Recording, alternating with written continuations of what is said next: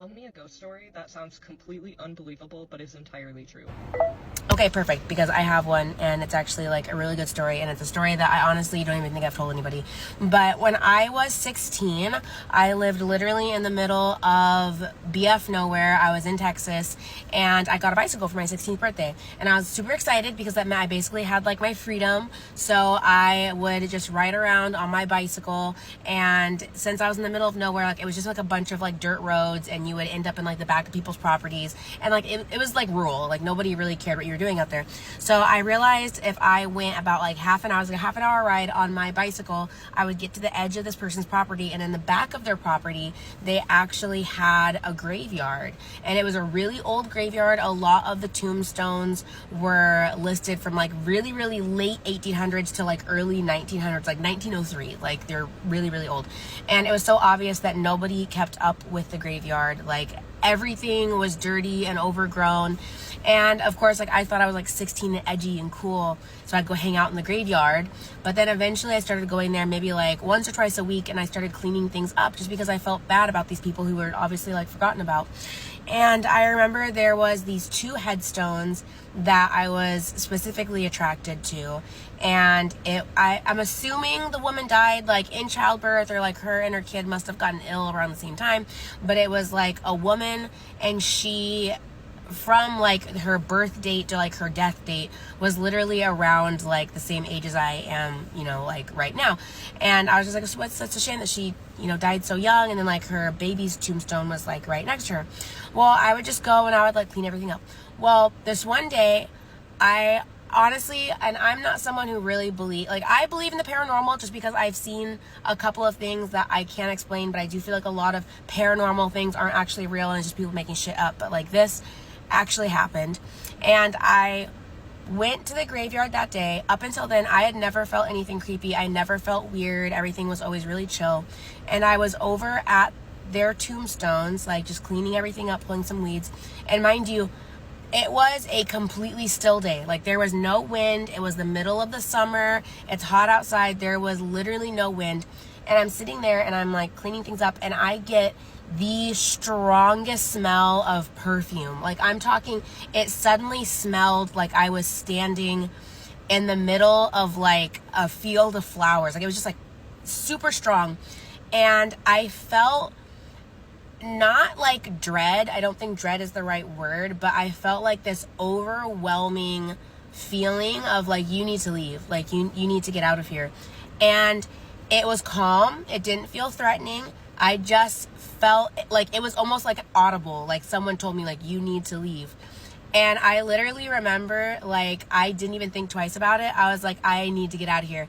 And I literally like packed up all my little things. I always have like my little headphones. I didn't put my headphones in. I got on my bike and I pedaled my ass back home so fast.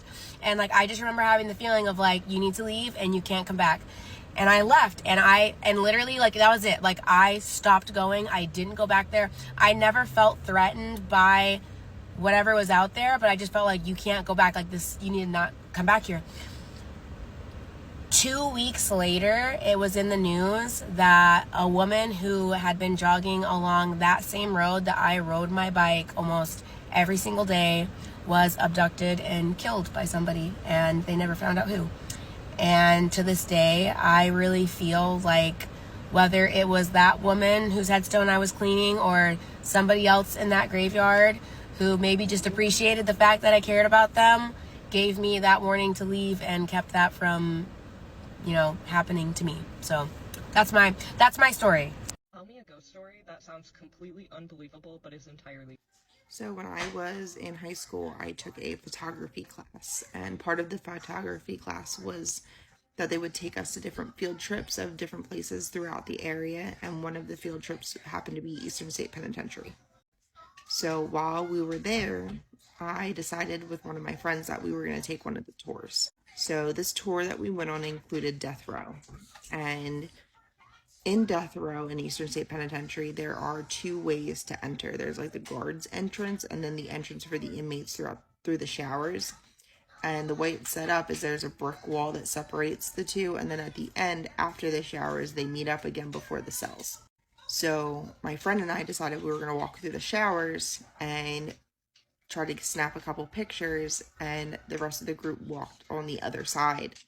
And while we were walking through the showers, out of nowhere, I got this really intense, sharp pain in my right side, kind of like upper mid back towards the side.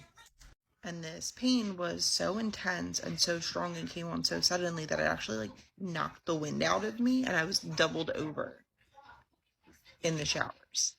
So the tour guide notices that we didn't catch up to them yet and comes into the showers to check on us and sees me like doubled over in pain.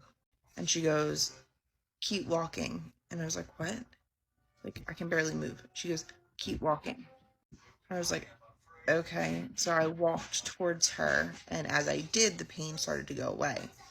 And she goes, "Are you feeling better?" And I went, "Yeah." And she goes, "Just so you know, back in the day when this was a functioning prison, a guard walked through the showers to check on an inmate who said he was unwell, and the other inmates jumped him and stabbed him in his kidney, his right kidney. Is that where you were having pain?" And I said, "Yeah." And she goes, "Yeah, I've been doing this a long time, and I've only ever seen 2 other people have this like visceral reaction in these showers. You're the 3rd." So basically, I got shanked in prison by a ghost. Tell me a ghost story that sounds completely unbelievable but is entirely true. I'll go first. So I've been waiting about 20 years to get this off my chest. I was stationed at Fort Riley, Kansas, in the Army back in the early 2000s, 2002 to 05. We deployed in 03. My unit got back in 2004-ish, and our company was assigned to a bunch of details. Like, other vets will tell you what's up with that. But there was like funeral detail, gate guard, like all this other stuff. And since I only had a couple months left on my contract, my platoon sergeant sent me over to the gym, Long Gym. It was a fairly modern building, not old. Some of the buildings on Fort Riley are pretty antiquated. It's an old post, right? And so yeah, no big deal. So I go over there, and one of the things that I noticed right away is when I was up on the 2nd floor by myself, I always felt like I was being watched. It was this really weird, eerie feeling. The gym is 2 floors. It has a big glass front, from what I remember. You go up the stairs immediately, you're on the 2nd floor. It's got a bunch of gym equipment, like not free weights, but like the machines. And to your left was a balcony that looked out over a basketball court on the 1st floor. So just for layout. And you go right in, there's a hallway, blah, blah, blah. Anyway, yeah, I got this creepy feeling about being up there by myself. So months go by, like it's now late fall. And if you know anything about Kansas or the Midwest at all, is that in places like that, the wind never stops blowing. And this particular night, it was cold and it was rainy. And earlier in the day, we were told that the brigade was having a mandatory fun day. That sounds as lame as it's as lame as it sounds. Where you're voluntold to hang out with them and have big fun. So the whole brigade was supposed to like play soccer and volleyball outside. Well, because the weather was so shitty that they would be bringing in the gym. So we had to clean. And if there's one thing in the military, we'll teach us how to clean something. Anyway, so that night, it's just blustery and cold and gross, and nobody's coming into the gym because nobody's leaving the barracks. Nobody's coming here. Everybody's warm. Everybody is warm. And so we cleaned our butts off. Like, we scrubbed the place down from stem to stern, or so I thought.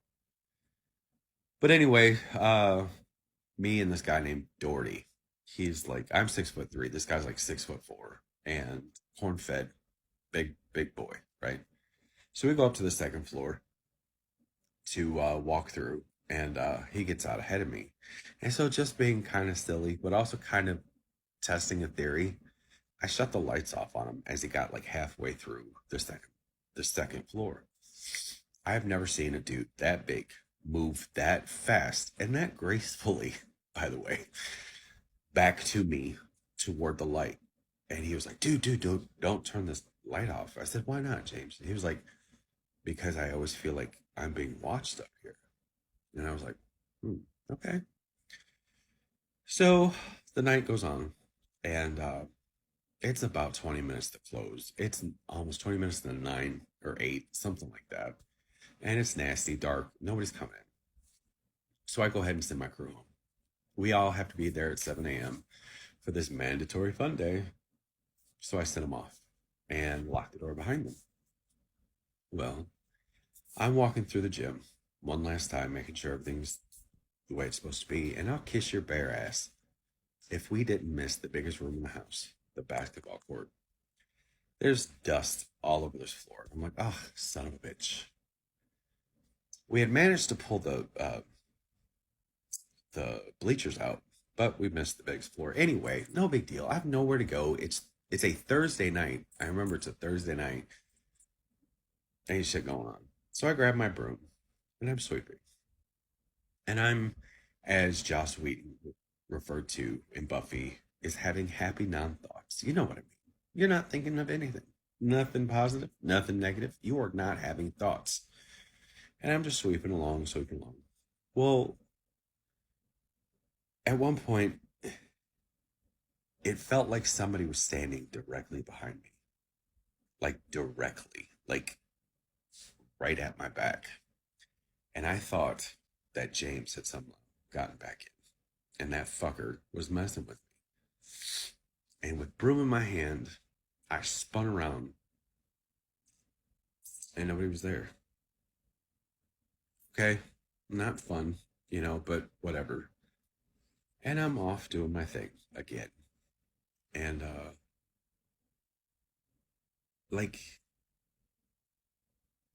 all of a sudden, I had these really, really bad thoughts. Like, really intrusive, really bad thoughts. Like, if something were to happen to you, nobody would care. If you were to disappear, nobody ever come looking for you. Nobody loves you, blah, blah, blah. Like, these awful string of really, really bad thoughts. And being a preacher's kid, now I'm nervous. It's not cool, like what I'm feeling. Like that's not me, right? And so when I get nervous, I begin to sing Amazing Grace to myself, because I'm by myself, and it's now a little spooky. And the amount of malevolence and the amount of anger and just rage, unlike anything I'd ever experienced before in my life, was suddenly directed at me. I was singing the wrong song. It would be like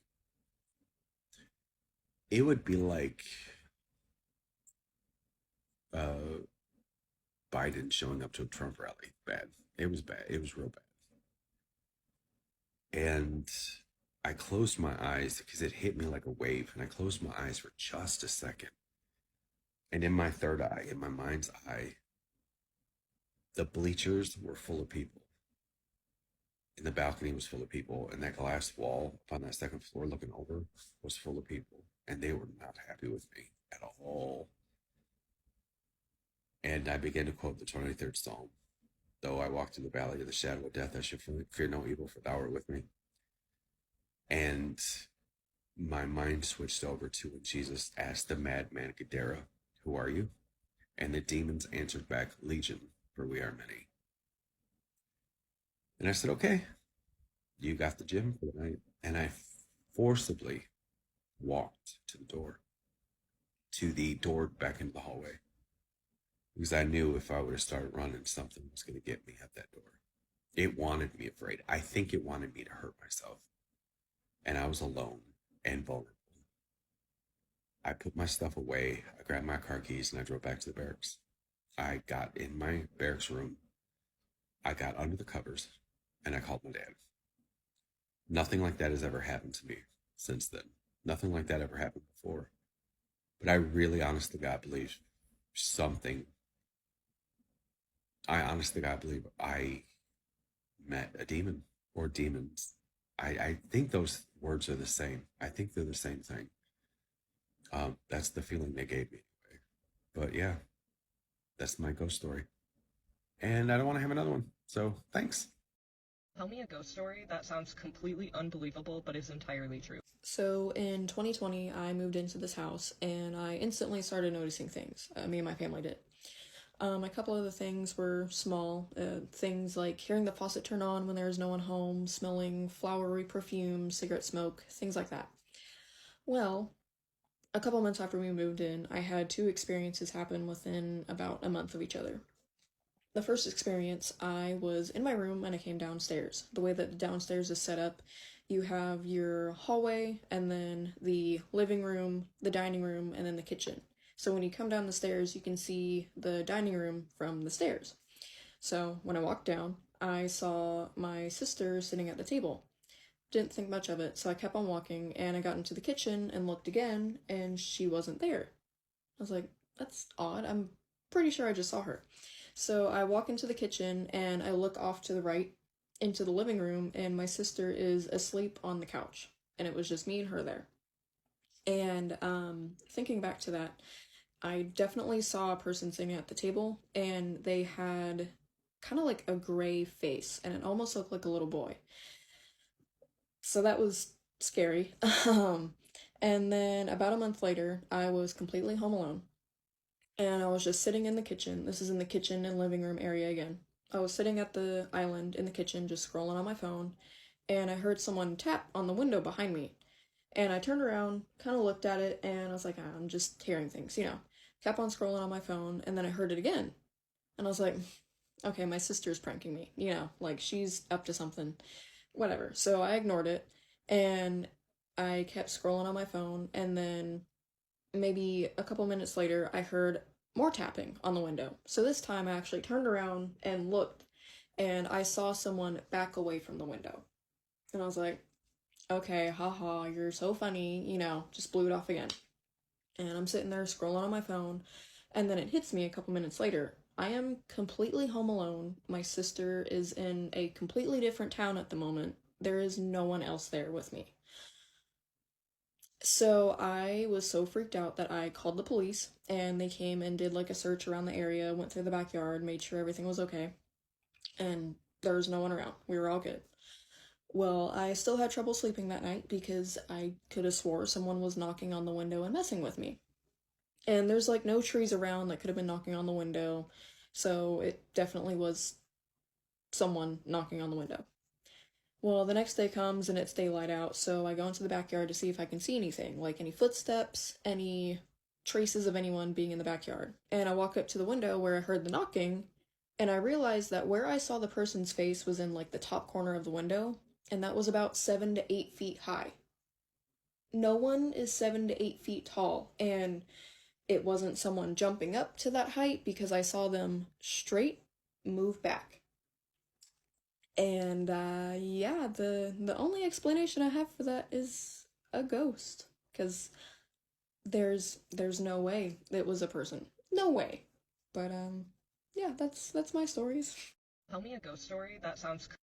So when I was in 6th grade, I moved into a really old farmhouse in my town in Maine, and it was probably built in the late 1890s. So it had no foundation, gunshot hallways, kind of like a big mud basement. All the cabinetry was just very old. It's a very old, wonky, moving around house.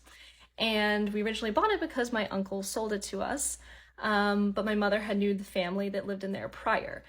She used to play with all the kids when she was in elementary school, and their grandmother was the lady who lived in the house, and she was also my mom's school teacher. So she knew these people before we decided to move into the house. And I lived there until about junior year of college when we decided to sell the house. So there was one night when my sister and I went to my dad's, and my mom had listed a house and found the people that were going to be buying the house. And so my mom was laying in her bed in her bedroom with the cat at the end of the bed. And at the very foot of my mom's bed was a really tall chest of drawers, so maybe 5'4" tall, and then she had a TV on top, and she left the extra remotes up there. And then to the left of that drawer was a door that went to a really creepy in-law apartment that always made me uncomfortable, but we used to play in there, all that. And then a door on the other side of that went to an attic. Very old, creepy house. And so one night, my mom was watching TV, was on the phone with my aunt, and she was telling her about the potential buyers and how she's going to miss the house. And so the second that my mom brought up the fact that the house was being sold, my mom said the remote that was on top of the chest of drawers just lifted up like 3 inches and was hovering there. And my mom started freaking out, like, oh my God, I don't know what's going on. And my aunt's like, you're just pulling my leg. And my mom's like, no, I'm being so serious. Like, the remote is lifting and levitating right now.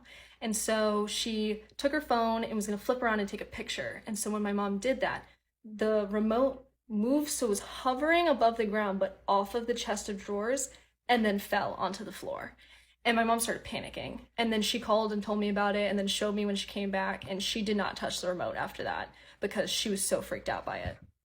Also, my cat was just really mean when we got her. She just did not like a lot of people. When people would come over to the house, she would run upstairs, scurry, usual cat things. But she was very protective of the 3 of us. She would always sleep at the top of the stairs, looking down the stairs. But where she would lay is between all 3 of our bedrooms. So she has done that since when we got her as a kitten in this house. So she was very sensitive to a lot of the stuff that we now realize. So then maybe about like a week later, I was going out with some friends. I came back late at like 11:30, got ready, went to bed, fell asleep. And so my mom comes in at like 3:30 in the morning and she's like, what did you just knock something over? Like, you're so loud. And like, what's, and I was like, what are you talking about? She's like, I went down into the kitchen and my coffee bean canister was on the counter and the beans had like spilled out all over the counter and onto the floor. And it's important to note that the cabinetry in our house was really, really old. So it's like solid wood doors, right? And because the house had kind of settled weird, it was really hard to slam them in. And so it's really hard to open it and close it. They get stuck really easy. And same with our drawers. Like, we didn't have the metal rails. It was just straight wood in there. So you had to like shake it out and shimmy it back in. Very hard to open cabinets. Specifically this one that my mom had the coffee beans in, you had to yank it open. It was also on the top like on the top shelf.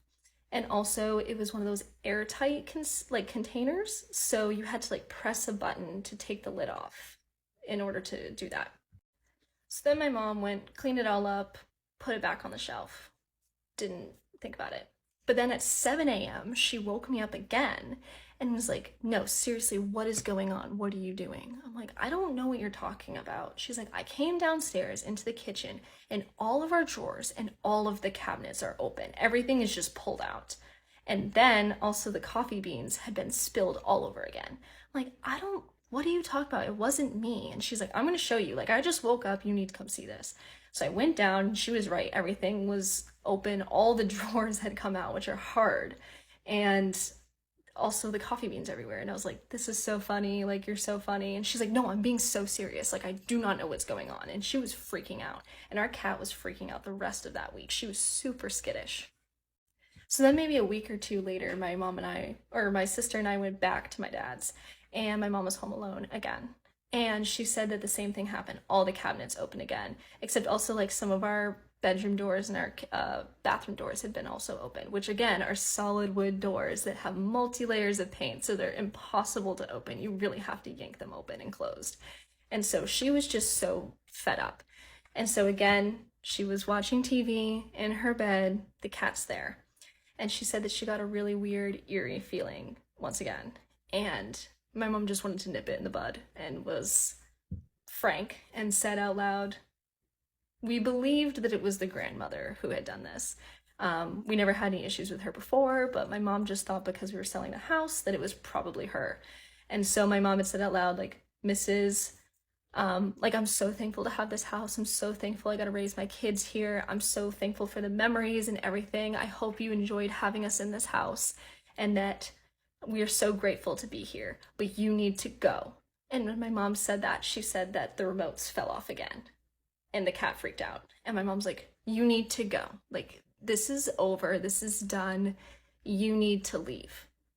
Thank you for everything, but you need to go. You have to leave. And my mom said that the eerie feeling kind of went away. The cat was normal. And then we never had any issues ever again. Can't say anything for the family that still lives there today. Also, it's important to note that when we moved into our new house, basically brand new built, our cat is very loving, very affectionate. She loves everybody. She will come to the front door. She likes to sit in the middle of the conversations.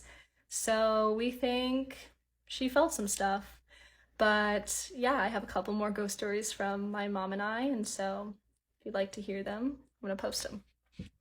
A ghost story that sounds completely unbelievable but is entirely true. Okay, I have video footage of this. I will share it at the end. Nobody thinks it's real. Like, it seems like it's doctored footage, but it's not. I swear on my life. Basically, both my sister and my old roommate used to work at this, like, music school daycare center for kids in the Upper East Side. The music classes would happen upstairs, but downstairs in the basement, there was this, like, daycare situation, and you had to work down there. And they both hated being down there. And I'd been down there a few times too. It is really scary. Like, you know when you just get a feeling about a place? Like, that is the basement. It was horrible. They would both, like, hear voices when their co-teacher hadn't showed up yet. Or, like, the cleaner would go downstairs and all the toys would be arranged in, like, a circle. And she'd be, like, in tears being like, are you guys playing a prank on me? I seriously, like, I don't feel safe here. The kids would all say really creepy shit. Like, they'd say, like, there's a really, like, mean guy in, like, the tunnel, like, a little play tunnel thing, or, like, there's, like, someone mean over in, like, the dark corner of the basement. So when COVID hit, obviously no one was going into the daycare. It essentially shut down. But the owners installed cameras just in case, like, anything happened while they weren't there. And it picked up the most insane shit ever. It's a minute and a half long, so here you go.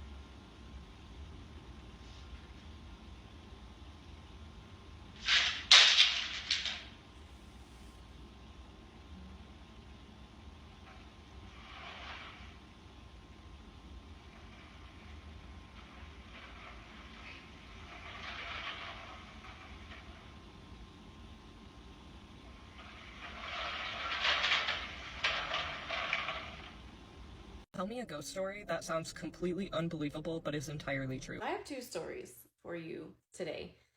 First one happened when I was like 11, 12 years old.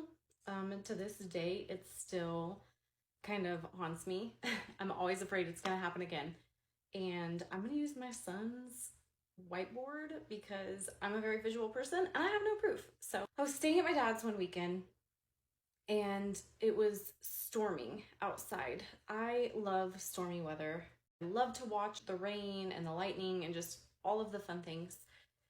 And I was laying in bed and I got up to go watch the lightning out of the window. I got this just eerie feeling like I was being watched. Most people get tingles down their spine. I did not. It was just this instant burning and like constricted feeling in my back. I was frozen in fear. I couldn't move. I didn't want to run back to my bed. And when I finally got the courage to run back to my bed, I stayed under the covers. I remember pulling the covers off of my head and my bedroom door had been open. I liked to sleep with my door open at this point in time. Don't anymore. And the lightning was flashing and flashing, and I remember I kept looking at my bedroom door, expecting to see whatever it was that had been watching me. Lightning flashed, and in front of my closet was this shadow figure. And the details are hazy to me now. And I can't remember if, I don't know if you've ever heard of the Top Hat Man or the Hat Man. But this shadowed man was just standing in front of my closet. And what made it even more just spooky, for lack of a better term, was the fact that the house was 2 stories. So in the house, there was my brother's bedroom window, and then this is my bedroom window. Well, over here is our porch. It was built on this side of the house, and the stairs go down right here, kind of several feet away from the house. Someone would have had to have had a ladder and been up on the ladder staring through my window, which there wasn't. I would have seen them when I was standing looking out the window. And I just remember it was so crazy. It was so creepy because this guy, if you look, my bedroom door would have been open like this. And then there's the hallway, and the closet was right there. And he was just standing. Just, it was nuts. I tell all my friends this story. But to this day, I have to sleep with the door shut. I don't, because I have had numerous dreams since then of someone just coming in through the door, and I can't see them, but I know that they're there. And yeah, so the second story that I have to tell you is when I was a teenager living with my grandparents, and further evidence why I feel like I'm just a haunted person in general. I was putting my makeup on in the bedroom mirror, and the mirror faced the doorway. So again, another door. We had our little dog Zelda had just passed away, and I was doing my mascara, and I was leaning in, and I could see the doorway in the mirror. And I thought to myself that if I looked up at the door, I was going to see something in the doorway. And it was that same sensation just going down my back. It was just very constricted. It felt like I wanted to squeeze my shoulder blades together. And I refrained from looking in the door behind me. And down below, my bed on the other side behind me had a little bed skirt. And as I shied away from looking to the door, right behind me, my bed skirt lifted up like something had run out from underneath it. Of course, me being the crazy person that I am, I didn't know if something had run out. I was pretty sure it was out from just how it had lifted, but I wanted to see maybe if our dog Coco had maybe like run under there, and he definitely had not. I looked under the bed and there was nothing there. I was afraid to look in my mirror again, and from that moment on, I never put my makeup on facing the door again. So that's my 2 ghost stories. I have another one down on my page, but I don't know. There's just something following me, and it loves doors. It loves doorways. Tell me a ghost story that sounds completely unbelievable but is entirely true. Okay, kids, so this is about 2 experiences that I had when we traveled back to Central America. I went with my parents and I was about 12 years old. Now, my mother said to me while we were there, hey, we're going to go visit your aunt on your dad's side. I'm like, cool, no problems. We'd already visited plenty of people by this point. So we drive to her place, and the moment we step out of the car, and we all step out of the car, and the moment I put my foot on the footpath right out the front of her place, I shit you not, I get chills from my feet all the way up. Now, this is good for me because it gives me an indication now, as I've had lots of experiences, that I need to be quite alert that there's something there. So if you ever have that sign come up, I'd definitely take some caution. So of course we're walking up, and I'm 12 years old and I'm not actually sure how to handle the situation, but I'm like, this is strange. Straight up, I know that this is strange.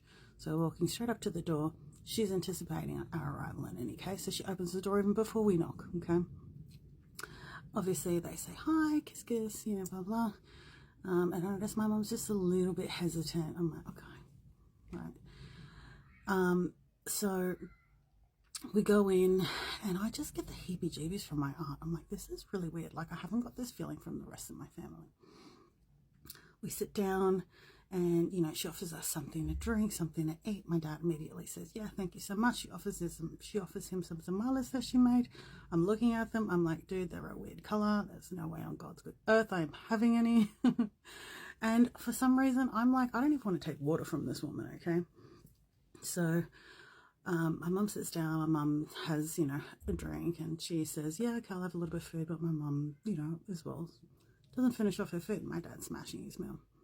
And Mum's like, oh, no, I don't feel the best. I'm done, thank you. Now, this whole time, she's kind of looking at me, and she gives me the heebie-jeebies. Like, I'm just like, what is up with this woman? And I'm like, trying to catch my mum's eye the entire time. That it's just me, my aunt, my dad, and her at the table. I'm freaking out. I'm just like, what is up with this woman? Now, my mum, says to her, oh, look, do you mind if I lie down? She says, yeah, of course. I didn't realize until I was telling my mum last night, I'd tell this story, that supposedly in this house she used to rent out rooms. She didn't at this point, right? But she previously used to rent out rooms. So she escorts my mum to one of the rooms at the very back of the property. She goes, here, have a lay down here. We walk in, straight out of like my nightmares. There is like 3-tiered shelf of dolls. Dolls? Why would my aunt have dolls on the wall? I'm not sure, but they're freaky. They're like old and new, and some that look like they should have been discarded, like they look messed up. Like, I'm just like, what on earth is this? I say to him, and I'm grabbing my mum. I'm like, what is the deal here? And so she's like, oh, don't worry about your aunt. She's a little bit cuckoo. I'm like, okay, freaky. My mum lies down in the bed. I'm here. She falls asleep. I'm like, how are you falling asleep? But there's no way I'm outside sitting at the table with my dad and this woman who I'm just scared of, genuinely scared of. Now, my mum sleeps for a little while. It starts to get dark, and I am seeing shadows dart across the room. It's getting dark. There's no lights on, and I'm just getting the street lights from outside. I'm seeing shadows dart all the way across the room. This is going on for a while, and I am frozen in fear. I'm like just holding on to my mum. She's still asleep. And then I'm seeing the dolls, and I'm looking at them because I am freaking out. I'm looking at everything, right? Super alert, major fight or flight mode, but still at the same time frozen in fear. I'm looking at these dolls, and slowly some of them start turning towards me. I go, Mum, and she gets up. She goes, okay, let's go. Like that, grabs me. I go straight out. She goes, tell my dad. Okay, time to go. Thank goodness for my mum, right? Like, I know there's a lot of parents out there who are just like, yeah, whatever, blah, blah. My mum's an MVP, man. She realizes, and I'll explain this why. I'll explain why later. But my mum, we end up leaving.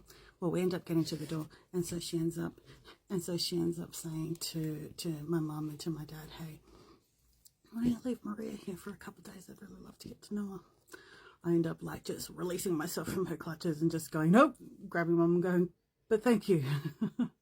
Ended up leaving. Hell no, I wasn't going to stay there.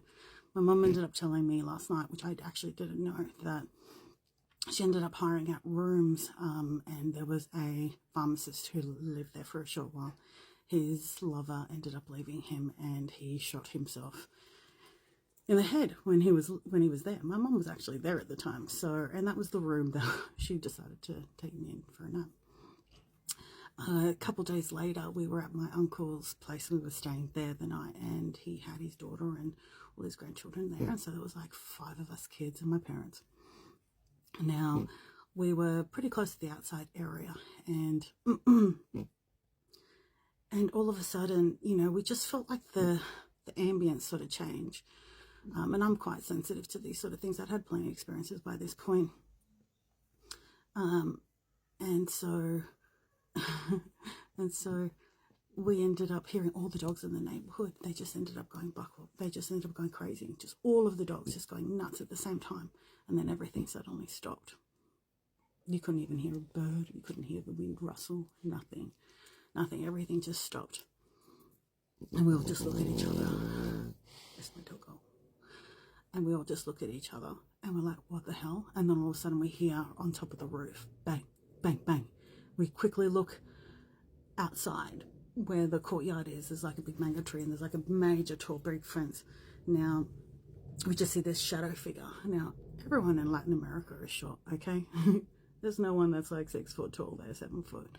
There was this big, tall, like the shape of a man, but black. You couldn't see any features. It didn't look like he was wearing any particular clothing, anything like that, but he just leaped from one side to the other through the tree on the other side of the fence. Immediately, some of the kids started screaming, started running inside. I just quickly grabbed onto my mum. My mum whisked me inside. We were like really close to the kitchen by this particular point.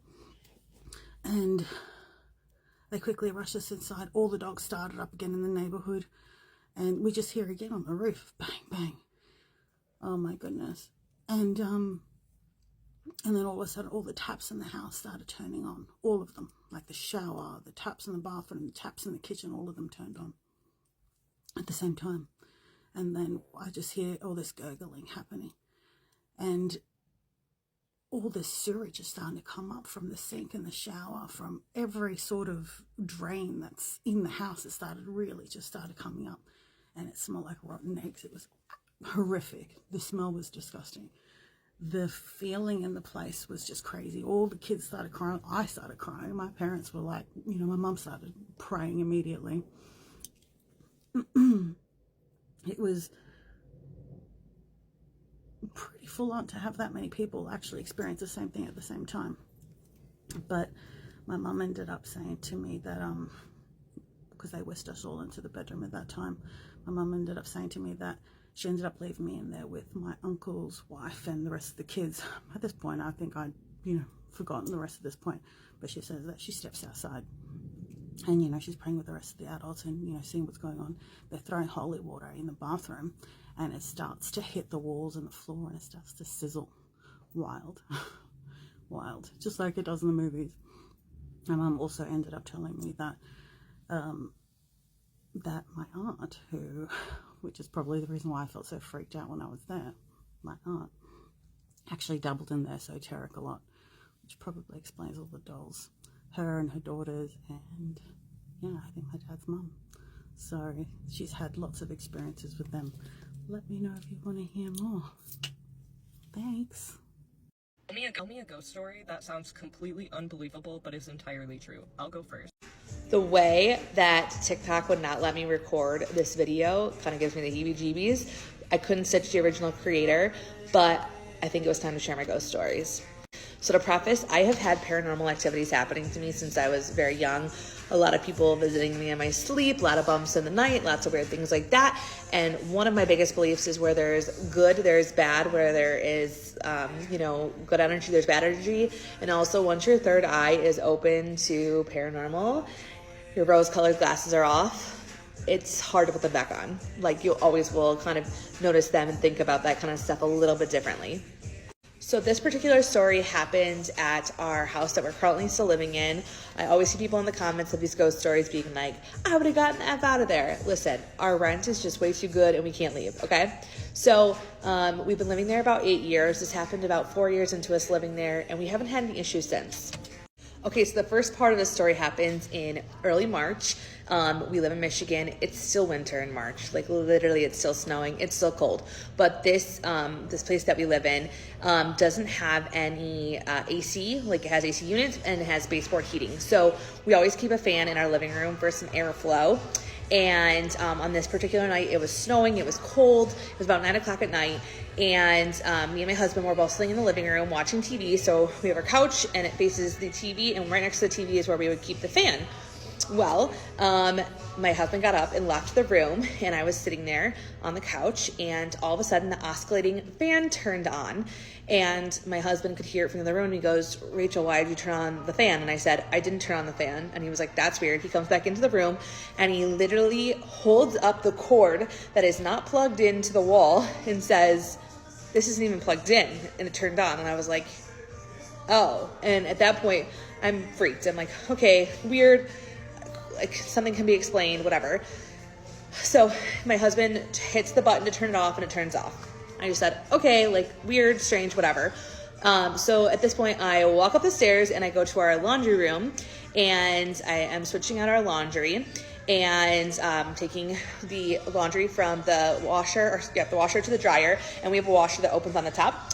And as I'm doing that, I'm moving, like literally in mid-move, and all of a sudden the washer door, the top of it just slams down, like someone hit it really hard, and the light slams off, kind of like someone like slammed a light. Like, you know when someone turns off a light super aggressively, you can almost hear it click.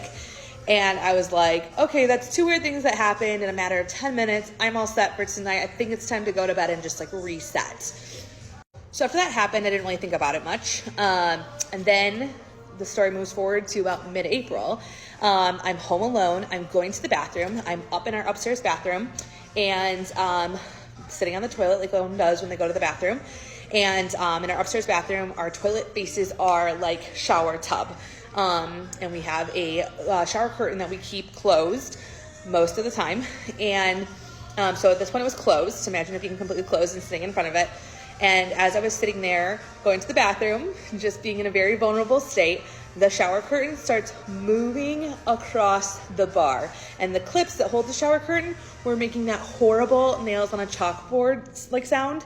And I was paralyzed with fear. So it's just, and it's moving like inch by inch. And I'm just like, and my only instinct was to literally lean forward and rip it back so that it couldn't move by itself anymore. So I do that.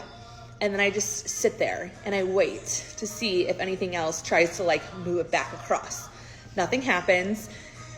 I don't ever really think about the other instance that had happened in mid-March. I just keep like living my life and just thinking, okay, that was really strange, and okay, bumps in the night, whatever. So now, fast forward to May 3rd. I'll always remember the day because it's my dad's birthday. I am in our bathroom yet again in a vulnerable state in the shower, okay? Yeah, in the shower. And I am washing my hair. Now, when I do a full-on shower, us girls, you know, like the everything shower, I always have a podcast or music on my phone. And what I do is I always put my phone on our vanity, and I push it all the way back because I'm the queen of breaking phone screens.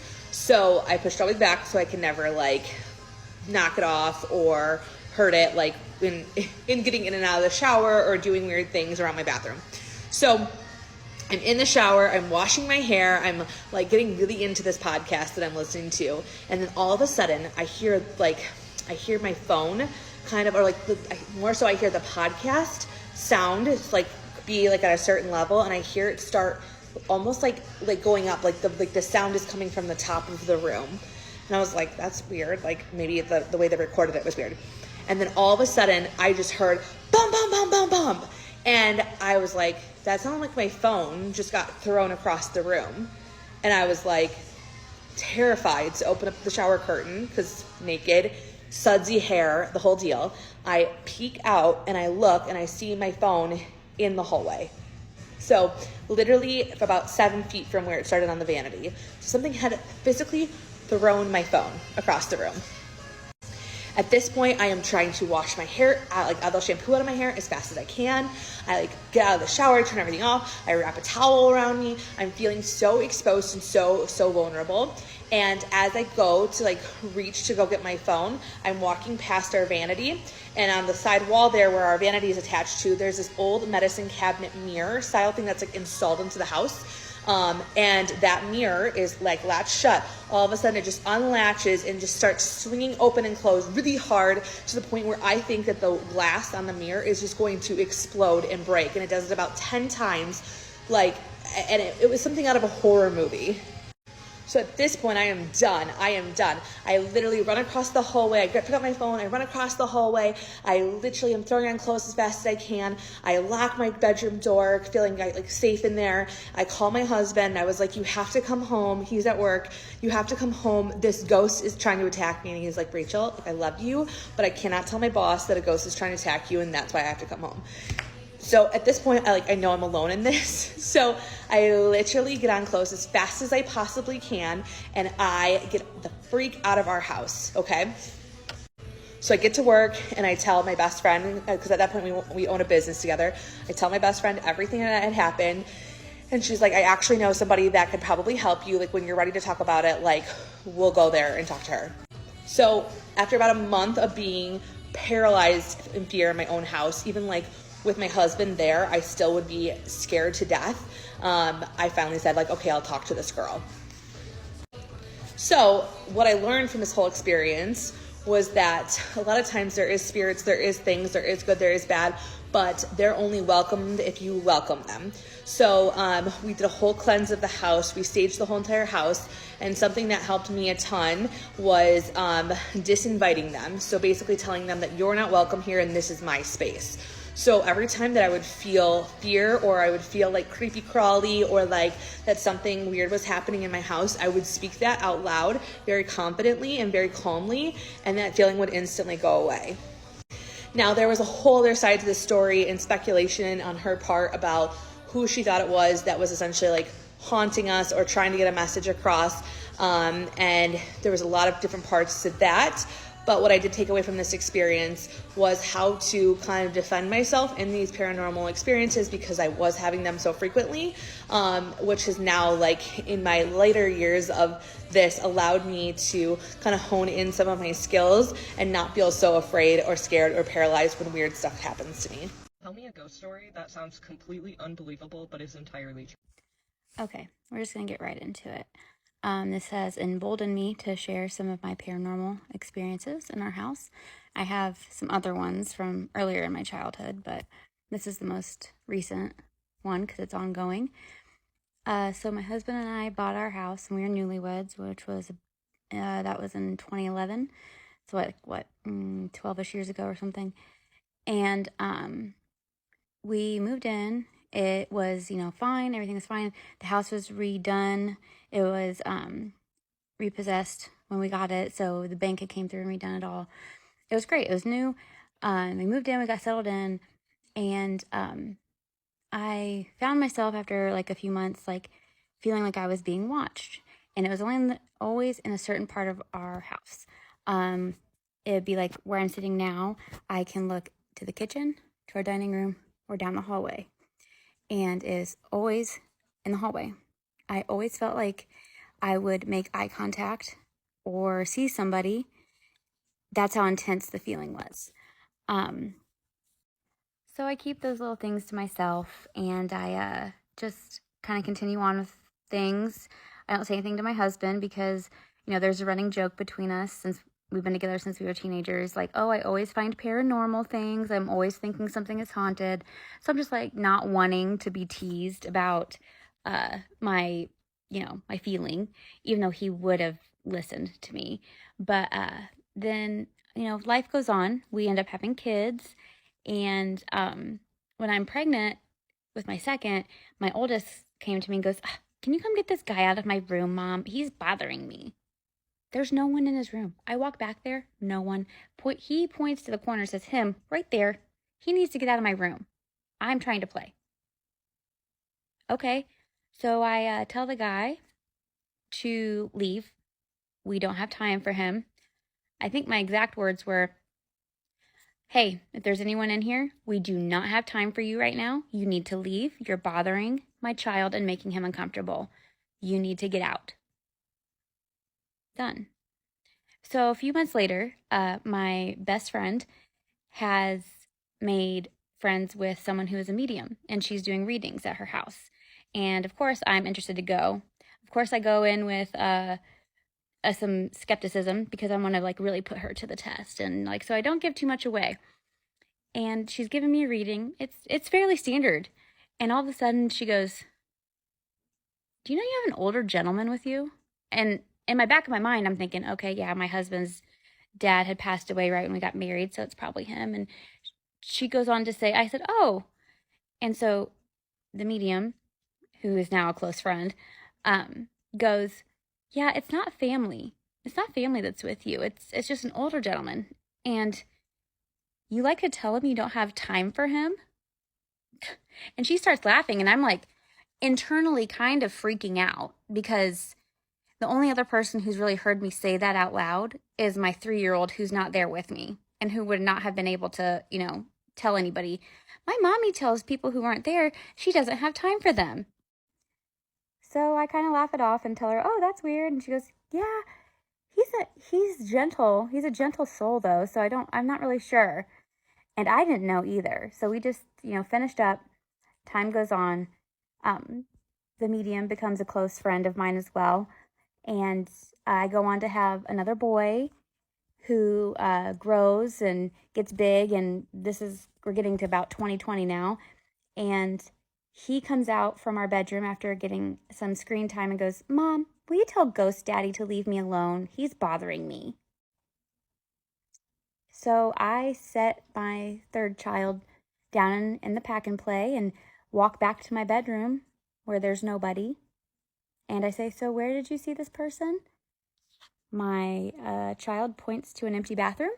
And I say, "Okay, whoever is here needs to leave. You're bothering my child and you are no longer welcome. Thank you." So after I do that, I haven't heard anything else from my kids. And finally, I ask my friend who's a medium to come back and come to my house. And I just want her to walk through and just tell me, maybe we just needed to do some cleansing, some refresh. So she agreed and she came. And after she did her initial walkthrough, she looked at me and goes, "Do you know that older gentleman's here with you?" And I said, "No, who is it?" Because by this point, she knew who my father-in-law was, and she knew personal details of my life. And she came back to the guy she'd originally saw with me the first time we ever met, which was crazy in hindsight. And it turns out it was a gentleman who had been in charge of taking care of our property while the bank was redoing everything and trying to get it on the market before we bought it. He had a heart attack and died on our property, and we had no idea at all. And, these details were surprising to her as well as me. And so she, told him he didn't know what was going on, apparently. And he didn't know what happened, and he didn't know who we were, and he didn't know why he was stuck here, allegedly. So she gave him some kind encouragement and let him know that, you are dead. This is where you need to go. These people mean you no harm. You're kind of freaking their kids out, though. So if you could just be, more mindful, that'd be great. And we did some saging and we did some things to just make sure the house was fresh. And then I happened to be talking to my neighbors who have lived next door to us for about, lived next door to this house for 30 years. And they're amazing. And I was telling my neighbors about, this experience. And she goes, "Oh, yeah, there was a gentleman that did pass away on your property while he was mowing the yard. It happened in the front yard." Consider my mind blown. So it kind of made me feel validated. But so that's been the biggest thing. I'm pretty sure the gentleman still hangs around. He's very harmless. I still get feelings of being watched every once in a while. And I literally do say, I do not have time for you right now. I have 4 kids. Unless you're here to help me with them or pay some bills, I don't have time. So just find some light, find some warmth, and go hang out there for a while. Thanks. There are some other things that happen here that I'm pretty sure aren't related to Mr. Caretaker guy. We don't really know his name. I've decided not to look into that too far because I feel like sometimes if you give energy to certain things, then it becomes more active, I guess. But there's some other things we've had happen that I'm happy to share, just with like strange occurrences, doors opening, me lucid dreaming, my husband seeing stuff, my youngest boy, who's 3, sharing some off the wall things where I'm wondering where the heck he even got an idea of sorts. So while my experience isn't super scary this time around, it's definitely like odd, in my opinion, or validating, however you want to see that, but it's definitely spooky. Tell me a ghost story that sounds completely unbelievable but is entirely true. You sure? Okay. So this takes place in Virginia, in a place that is locally referred to as Hellbend, Virginia. This is some old country back here. And this would have been 21 years ago or so. My daughter would have been just born, and I was still with her father. Young family starting out, they had a farmhouse that gets passed through the generations, and they were like, hey, this is empty at the moment. We're not renting it out. You can stay here, no rent, just utilities until you get on your feet. We're talking a beautiful 2-story home, acreage, with grandma right across the street at a reduced rate. Absolutely. We jumped at the opportunity. They even left a bunch of pieces of furniture in there, like a bed, different things, like just different pieces of furniture left around. So we had a partially furnished home at a reduced rate. Absolutely. Say less. And 4 months of living there, almost nothing. I will say maybe 4 or 5 little instances that I could definitely blow off to be anything or everything. Not enough to mention until New Year's night. New Year's night was a culmination of, I have no idea, but when I tell you, me and the father of my children can't even agree on like what color the sky is half the time, I could call that man right now and he will tell you that this is gospel spoken in a pulpit. Do you understand? That's where we're at. New Year's night. Babysitter. We got a babysitter. We're like, hey, let's go down to the neighbors. They're going to have a little shindig. Let's go down there and hang out with them. I don't drink. So let's preface this. I'm sober. He may have had a couple beers. I'm sober. So went down there, hang out, ate, did all the things. It's after midnight. What do you do in rural Virginia? Nothing. There's nothing to do. We were like, let's just take a loop around the bend. We go past the house, just look. Everything's quiet, calm, and collected. We do our loop around the bend. Takes us about 15 minutes, if that. As we're approaching the house, what cuts through the dark is our upstairs light. And we're like, what the hell? We know grandma is not going to be in our home at 1, 2 o'clock in the morning unless it's an emergency or someone's in my house. So we get to the house, we pull in the driveway. Every single light is on in my home. And there's a music emitting from my house that I didn't know my house could make music this loud. Continue. So I send him in. We notice right off the bat, we don't see any windows open, and we have to use our keys to get in. Neither the back nor the front door were unlocked or open. So we had to use the lock. He comes in and gives me a little cordless phone, because back then didn't have cell phone. If they did, I was broke. We didn't have one. So I'm standing on front porch with a cordless phone. I watched him go through the rooms, cutting stuff off. The music is still going, and I'm just sitting out here like, oh no. And next thing you know, I hear this man holler at me in a way that is not like, it's terror and fear. It's something I still to this day have never heard him be this way. But he was, please get in here. Please get in here now. You have to see this. And it was such urgency and fear. I'll just go. And with everything in me telling not to, I just go because I hear it in his voice. And when I walk into my room, there was a piece of furniture that I presumed was like this beautiful tabletop that she had left a pretty lamp on. And she said we could use it. And so I had some books up there, and knickknacks was this cute little thing that I used in the bedroom. Everything was cleared off of this and stacked extremely neat in a corner. This tabletop piece is now in the middle of our room that flips up. He did know that this did this. I didn't. And revealed a record player and a radio that is blasting music me or him nor would never listen to. And the part of this that is the most chilling, if you haven't got there, is the cord. The cord to this piece was stretched so tight into an electrical socket you could almost flick the cord. And me and him are just in silence, stunned. So we unplug it, we get everything back in the room, and it's just this eerie silence. And if that wasn't enough, we just kind of in unison sit on the bed, and the next thing you know, as like it stills, the bed just does this very... That was it. That was it. I slept in the truck, moved out the next day. And when and I can't say this enough, we don't agree on anything but this story. Yeah. Tell me a ghost story that sounds completely unbelievable but is entirely... So we moved to this house in Minnesota, and I had two small sons. One was 3 and one was like a newborn. Like, I guess he wasn't a newborn. He was like 7 months, but he was a baby. And when we got to this house, like, we were so excited, we loved it, and we didn't think anything about it.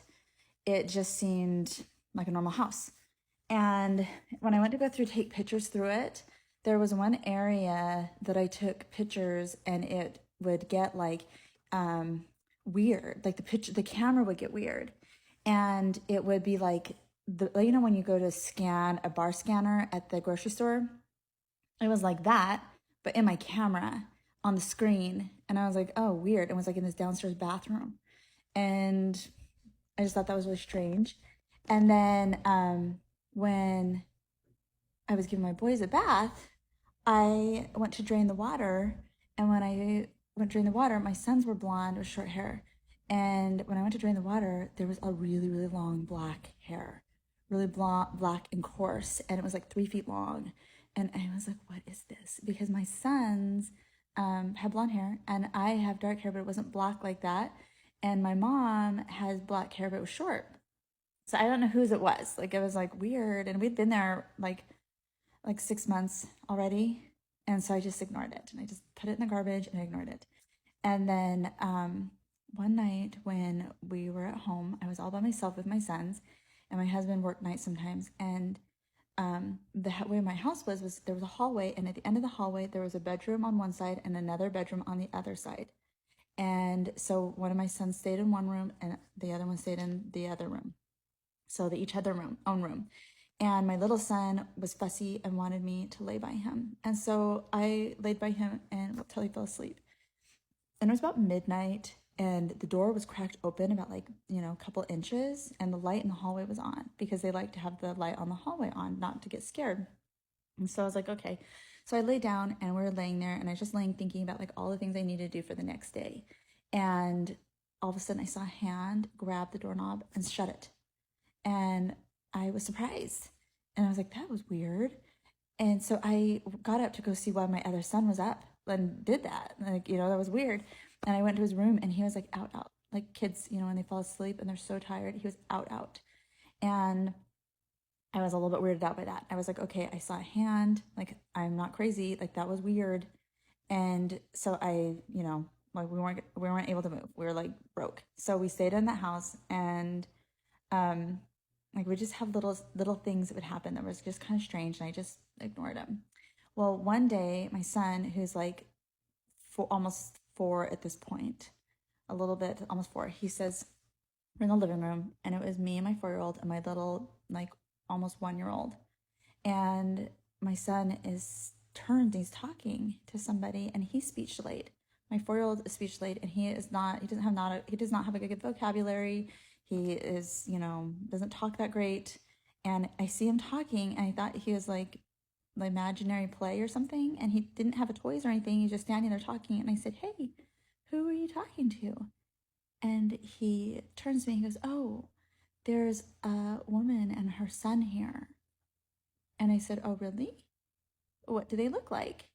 And he turns around, and I can see that he's looking, and he turns to me and goes, well, she has really long black hair, and her son is, he just looks like her. And I said, okay. He's like, they have terrible owies. I said, oh, what do you mean? He's like, they have terrible owies. And he said, how did you get your owies? And then he turns to me and goes, a dog did it. A dog gave them these owies, and the boy has a big owie on his leg. And I was like, oh, okay, well, ask them what they want. And he turned to them and he said, what do you want? And he turns to me and he looks at me and he says, they said they want your baby. And I lost it. I was like, in the name of Jesus Christ, depart my home. And I picked up my kids and we went outside and we said a prayer. And my husband came home, we said another prayer, and then we moved. Tell me a ghost story that sounds completely unbelievable but is entirely true. I'll go first. My ex's family lived in one of the oldest and most haunted houses in all of Brisbane.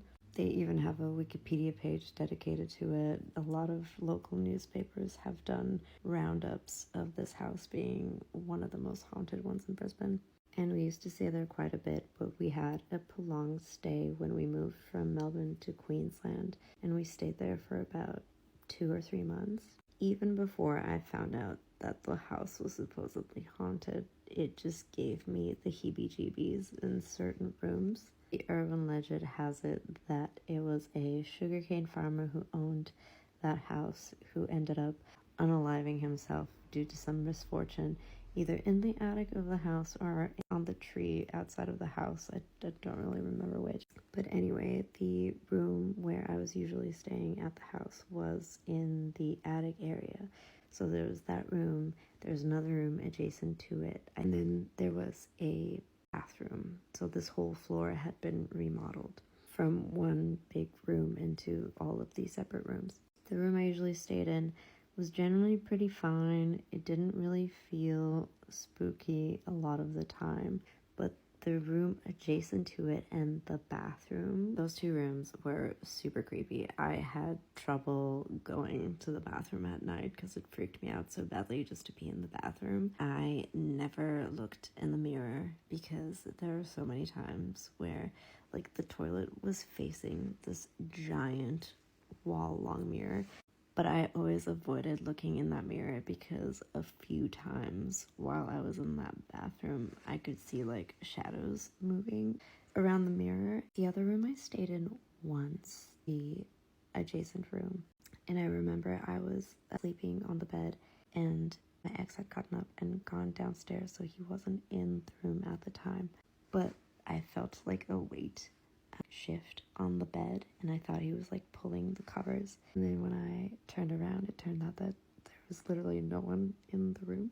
So that was the last time I stayed in that room. There were many times where I was in the basement letting the dogs out or looking for something in the garage, because every time I went down there I heard footsteps, rustling, and there was no one there downstairs with me. I did not like being in the basement. But I think the worst part of that house was it was really inconsistent. The vibes were really inconsistent. You would be downstairs in the kitchen or something, and you'd be fine. Then you would move to a different room, and the vibe would like shift instantly, like something had arrived in the room. I'm getting shivers just talking about it. I stayed there one last time after my ex and I broke up, and I was staying in one of the rooms upstairs alone, and without fail every night I was too terrified to open my eyes. I would just kind of lie in the bed with my eyes closed, and inevitably there'd be like soft footsteps, the louvers would rattle. To be fair, it was a really old house, and you have like the creaks and all of the kind of noises that come with an old house, but some of these were very specific, and especially the heavy vibe shift, like I can't really describe it. It was very pointed in specific rooms. It was a nice house, but I was scared to stay there at night. Tell me a ghost story that sounds completely unbelievable but is entirely true. When I was in the 4th grade, I was best friends with this kid in my class, and he would always stay the night with me, like a lot. And so after several months of this, I was really annoyed about it because we never stayed the night at his house or anything. We always stayed the night at my house, and this was boring for me because I wanted to stay the night at somewhere that wasn't my house. And so after like a while of asking him, he would always like blow me off. He finally was like, okay, fine, like you can come stay the night at my house, but if anything weird happens, you can't freak out about it. And that should have been like a sign, but at the time I was like, what he must mean like his parents get in fights or something. Whatever, you know, it's fine. So we go over there, and it's an old school Victorian style house. And if you saw this house in a movie, you'd be like, man, that house is definitely haunted. But you know, whatever. They give me the tour of the house, and his bedroom was on the opposite side of the house from his parents' room. This is a big house. And the room next to his bedroom, it shared an adjoining wall, was this like big walk-in closet that had like hats and coats and shoes and all sorts of stuff, I guess, that wouldn't fit in their normal closets, all in this room, but it was all really well organized and everything along the walls and hung up and everything. And so that night after dinner, as fourth grade boys are gonna do, we wanted to stay up all night playing video games. So we're sitting there, we're crushing Mountain Dews, we're playing Mortal Kombat 2, having a blast. And it's very late, I don't know what time, 2, 3 in the morning, I don't know. All of a sudden, there is just this like a slam into the wall from that walk-in closet room. I was just, something slams into the wall, and I look over at him like, and he just looks annoyed. Okay. And he's like, I told you if you were gonna come stay here, if anything weird happened, like you can't freak out. You told me. So I'm trying to power through, you know, I'm trying to be a good friend. So I'm like, all right, man, you know, I'm not gonna freak out. So a few minutes go by, we're still playing our game. Something else slams into that wall, super loud. Again, I look over at him like, what's going on here? And he's like, dude, I told you. So it happens again. And he's like, man, I'll show you in a little bit. And so we keep playing, but I'm getting really weirded out. And then all of a sudden, I can't describe it in any way other than it sounded like all of a sudden there was like a tornado in that room. Okay. Like it sounds like stuff is slamming into the walls. They're scratching against the walls. Like stuff is going crazy. And this goes on for several minutes, okay? And at this point, I'm not doing great, okay? I'm sitting there trying to tough through it, but like I'm not doing a great job. Anyway, this goes on for several minutes, and finally it stops. It just abruptly stops. And then several minutes go by, and then he's like, all right, I told you I'd show you, so like come look. So we get up, we go to this room. I'm freaking out. He opens the door. Everything in this room, in this walk-in closet, is like in the middle of the floor. Everything is torn off the hangers, everything. All of it's piled up. It's absolutely insane. And he's like, oh, this happens every once in a while, and it'll all be back on the hangers. Everything will be fine in the morning. Tell me a ghost story that sounds completely unbelievable but is entirely true. I'll go first. When my son was 3 years old, we had moved into a new house, and we noticed that shortly after moving into this new house, weird things started happening. Whether it was the TV turning on downstairs while all of us were upstairs in the middle of the night, my computer turning on, same thing, closet doors opening in the middle of the night, knowing full well that I had shut them before we went to bed. One of those closet door situations, I full on remember. So the closet doors are heavy. They're original to the house, and you had to press them shut. They will double doors until they clicked to know for sure that they were completely shut. And I would do that at night. And one night I'm laying in my bed, and my dog is at the foot of my bed, and he's growling. And the closet doors open, and then it feels like someone is crawling into bed with me. Yeah, no thanks. I literally just like took the blanket and pulled it up over my head like, ugh. But the kicker was when my 3-year-old son came to me to tell me about the little girl in his closet that liked to play with our dog, and he called her Goldilocks. So after he had started noticing things happened, I reached out to someone who I knew was a medium to see if they had any recommendations in terms of who they could recommend to me to help cleanse the house. And so I reached out to this woman, and I didn't say anything to her other than, weird stuff is happening to my house. Can you please come and take a look? Because I wanted to see what her reaction was going to be without me sort of providing any ammunition. And she comes to my house and opens up the door, and the first thing that she says is, there's a little girl here. She looks like she's about 5 years old. She's wearing a white dress with blue flowers, and she's got blonde curly hair. Hello, Goldilocks, that my son had seen. And so the woman says, she's not scary, she's not intimidating, there's nothing to be, afraid of. She's tied to the house. Basically, she passed away in the house of something at the time that had been curable, like the flu or something like that. But she hadn't been able to leave since she had passed there. So the woman released her from the house so the little girl could leave. And basically, the little girl had asked if she could stay with us because she enjoyed being around my son and I, which as a mom I thought was sweet, but also a little bit sad. But we got a little bit more of her backstory too. So I said that she had passed in the house, but apparently she had also been abused in the house. And the reason why the closet doors opened in the middle of the night is because she felt safe to come out, basically, and that's when the closet doors opened. So she had been abused by her father. She would hide in the closets at night, and when the closet doors would open after he was gone, she would come out. And that's why our closet doors also opened in the middle of the night, because she felt safe to come out then.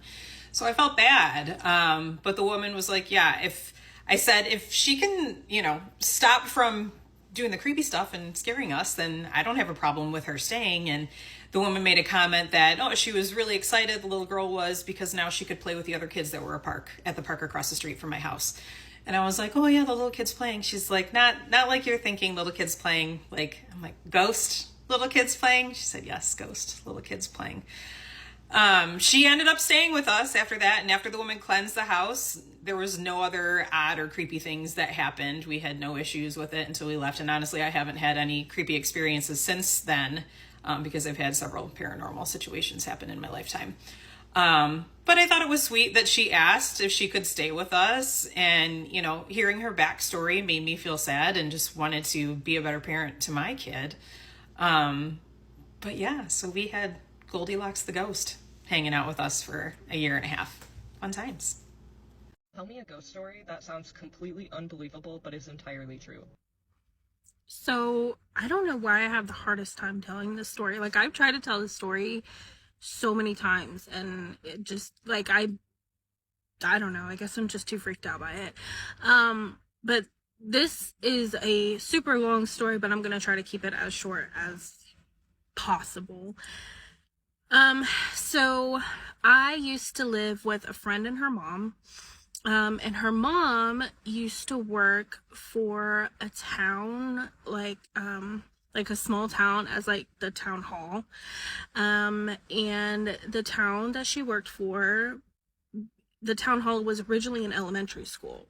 Elementary school burned down, blah, blah, blah, blah. I heard stories about things that were in the school, whatever. I never had any experiences there myself. My friend, she would always tell me that she has an attachment, and that when she would be driving home at night, he would sit in her passenger seat of her car and just stare out the front, or he would stare right at her as she's driving. And she used to tell me this all the time, and about how it freaked her out and everything, and we ended up naming the entity, whatever. I know now you're not supposed to do that, but we did it anyways. His name was Tony. So when this friend and I split, she went to go live somewhere else, I lived wherever, and my now husband moved in with us, or with me, things started to happen. So and he's a police officer, so he usually worked night shift, and I had a golden retriever. I said had. I have a golden retriever. His name is Parker, and I had just gotten Parker. He's puppy. I think he was maybe 6 months old at this point. So I didn't just get him, but I've had him. So my husband and I are living in this house, and it's older. And one night we're laying in the bed, and I start hearing what sounds like the kitchen sink turning on and turning off and turning on and turning off. And I shake my husband awake. I'm like, do you hear the kitchen sink? He's like, yeah. So we go and we look. It's completely dry. Next, I started to see Parker doing weird things. So he would stand in our bedroom right by the front, the door, and he would stare up at the ceiling right outside of our bedroom door, staring up and watching something moving on the ceiling. And then he would get in the bed with me. And keep in mind, I'm alone a lot. My husband is not there. My family lives about an hour away. I'm no longer friends with this person. I'm completely alone. Yeah. So, and I'm pregnant at this point as well. So it was a really rough thing to go through by myself. So he would get in the bed with me, Parker would, and he would stare at the ceiling, and it's like he's watching something moving on the ceiling. I even have video of him doing this. I can submit that later. And then it progresses, and it really was like stages. So it would just be like, you'd hear it, the dog saw it, then I'm hearing it more, then I'm seeing it. It was all stages, which you hear a lot with like this kind of thing. So fast forward, I'm laying in the bed one night, and I'm hearing what sounds like our living room couch being lifted and dropped, or being pushed against the wall, or being slid across the room. Like, it was extremely loud and extremely terrifying. And then you go out and you look, and there'd be nothing that was moved. Everything be completely normal. Then it went to, I'm laying in the bed, and the way our bedroom was faced, so when I'm laying in the bed, I can see our TV, which is right next to our door, and then right outside of our bedroom is the bathroom. And the bathroom to the living room is a complete straight line. So if you're coming from the living room into the bathroom, you have to pass through the bedroom door so I can see you. So I'm laying in the bed, and out of the corner of my eye, I'm watching TV, and out of the corner of my eye, I see what looks like somebody walking into the bathroom. And immediately my eyes float to it, and I'm watching, and then it goes right back. And it's a extremely tall thing, and he has what looks like a baseball cap on, and he's dark, like black, but like black, because like the lights were off, so I could see him black moving. And the other thing that got me is in his stride, you could see his hands, and his fingers were long, like long. And that's what freaked me out. Look, hold on. First of all, seeing somebody in your house is going to freak you out. But the fingers, that's what really, really solidified to me, like, what the hell? So I'm watching this, and it happens like 3 or 4 times, like walking back and forth. And eventually I get the courage, and like whenever I don't see him anymore, I get the courage to get Parker and get the keys, and we go to my mom's, and we drive an hour away to go stay at my mom's. And it takes me a while to come back to the house and stay the night by myself again, but eventually I do, and it's quiet for a while. And then one night my husband comes in, again, he works night shift. He comes in, and we're laying in the bed, we're trying to go to sleep, and for some reason, I'm like trying to go to sleep, but for some reason I just open my eyes, and my eyes go to like the door of our bedroom, and our door is like creaked open, but behind the door I see this tall, dark black, long, skinny, nasty thing standing behind our bedroom door. And I scream, and I wake my husband up, and there's somebody in the room, da-da-da. Rightfully so. Think there's somebody in our house. My husband gets up, he doesn't see anything. He's like, babe, you're probably just middle of a dream, you're fine. And I'm like, no, this is not middle of a dream. I was awake. Like, this is not the first time that something like this has happened. Like, this is not normal. And he believed me, but I guess it's just hard for him to like comprehend what I was going through. So then next, lying in the bed, and for some reason it was always me. Like, it was always something on me. And I think it was because me and this friend that I was with, we wouldn't antagonize it, but we named it, and she would egg into it, and I would too. We're like, oh, it's probably Tony, which probably didn't help.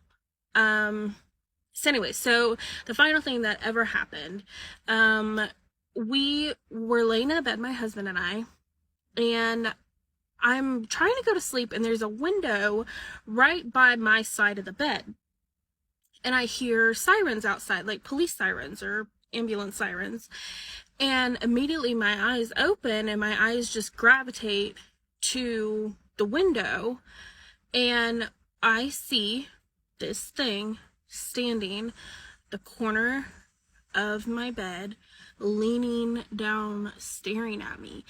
And before, whenever it's like far away, like you can't like get like any facial features or anything like that because it's too far. But this thing is leaning at me, and it has no face.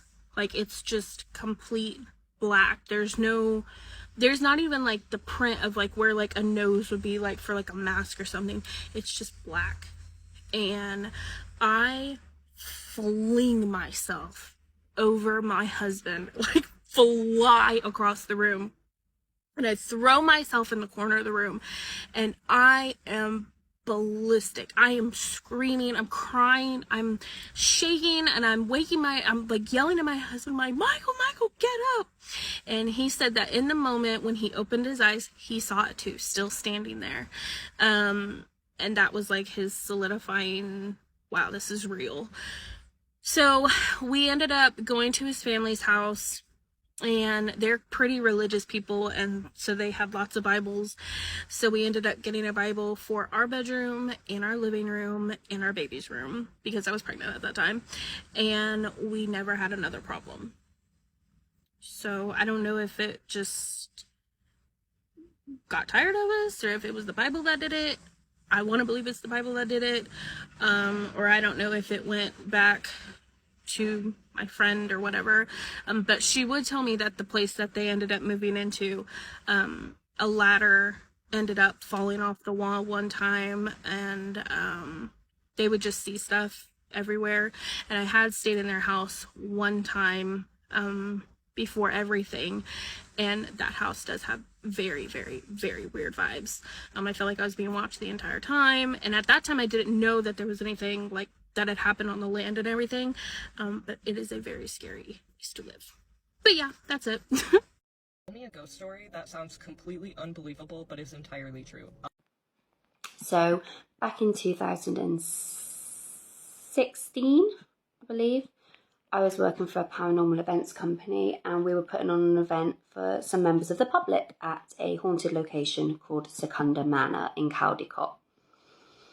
At the very beginning of the night, we would start our investigations the same way. We would get the team and all the guests to stand around in a circle, hold hands to, I guess, raise the energy. We would call out, ask the spirits of the venue to, use our energy to come through and communicate. We decided to do the energy circle in the attic of the building. It was pitch black. I could barely see anything I could hold my hand here and not see anything. We were stood in a circle, and a guest on the other side of the circle said, "Oh, do you smell that? It smells like shit." Obviously, everyone started laughing, and she went, no, like, it actually smells like shit, because people thought that somebody had passed wind. And a moment later, the person to her left said, "No, I can smell it now. And it's definitely not wind. It's a very distinct smell." And then the person to the left of that person said, "I can smell it now too." And the very first person at the beginning was like, "I can't smell it anymore. It's gone." And one by one, this smell worked its way around everyone in the circle. And when it came to me, I was like, yeah, okay, I understand why nobody could, think that this is someone passing wind. It was a very distinct smell that's like someone has been sat in their own feces for a very long time. And the smell went around the whole circle until it just disappeared. Now, thinking about this situation, it felt as if so the building's rumoured to have a nasty male spirit. So everyone was putting two and two together and going, what if this was the nasty male spirit making its way around the circle, kind of summing you up, how somebody would be right in your face, kind of like antagonising you. So throughout the night, if ever we would smell something, we would associate it with this negative male energy. A little while later, one of the guests in the group, a young lady named Sarah, was complaining to us that she was feeling really emotional and angry, and she couldn't place the feelings, like she didn't know why she was feeling that way. While we were having a break, me and the team were out in the kitchen, and another male guest popped his head around the door and said, "Just want to let you guys know, I'm a psychic medium, and I can sense that this nasty male spirit is attaching itself to this guest, Sarah. So at the end of the night, if you want me to do a cleansing, I will. So we were like, cheers, yeah, cool. Carried on with the rest of the night, the usual knocks, bangs, gadgets going off and stuff. Nothing, crazy, just, average stuff. Then we decided to do an Ouija board. 99% of the guests were like, hell no, not doing that, go away. But Sarah seemed keen. She was like, yeah, I'll do it, I'll give it a go. So we set it up, and there was only one other guest that wanted to participate. So Sarah and this guest sat opposite each other on the table. Another team member was stood up in the middle, holding a torch and kind of partially covering it just to give enough light so that everyone else in the room can see what was going on. I was stood about 2 meters away from Sarah. I could see her, again, it was dark, so I have to take that into consideration. But I could see her face because the torch was in that area. And 2 of my teammates were stood next to me. We started doing the Ouija board, calling out, asking the spirit to use the board, the energy, the planchette, spell something out for us, what's your name, etc. Then one of the guests that was to the left of me called out, oh, can you smell that? The smell's back again. Oi, shitty man, is that you? And then everyone in the room started laughing, thought it was really funny. And while I was giggling, I looked back over at Sarah, who was now not Sarah anymore. She had black eyes. Her face had aged about 60 years. She was a man. Like, her face had turned into a man's face, and it was pure hatred staring into my eyes. Like, it was terrifying, and her face was like, literally, it was as if somebody was going to say, I'm gonna fucking kill you. That was the look that I got from Sarah at that point. I would have discounted it as, I'm imagining things, hallucination, whatever. Because I am a rational person. But then the 2 people next to me, my teammates, we all grabbed each other's arms and they went, do you see her face? And I was like, you see, like, couldn't get my words out. I was, freaking out. And the 2 people next to me had saw the exact same thing. They said it was not her anymore. She was now an 80-year-old man. And just like that, she was back to normal. And her eyes went back down to the table and carried on with the Ouija board.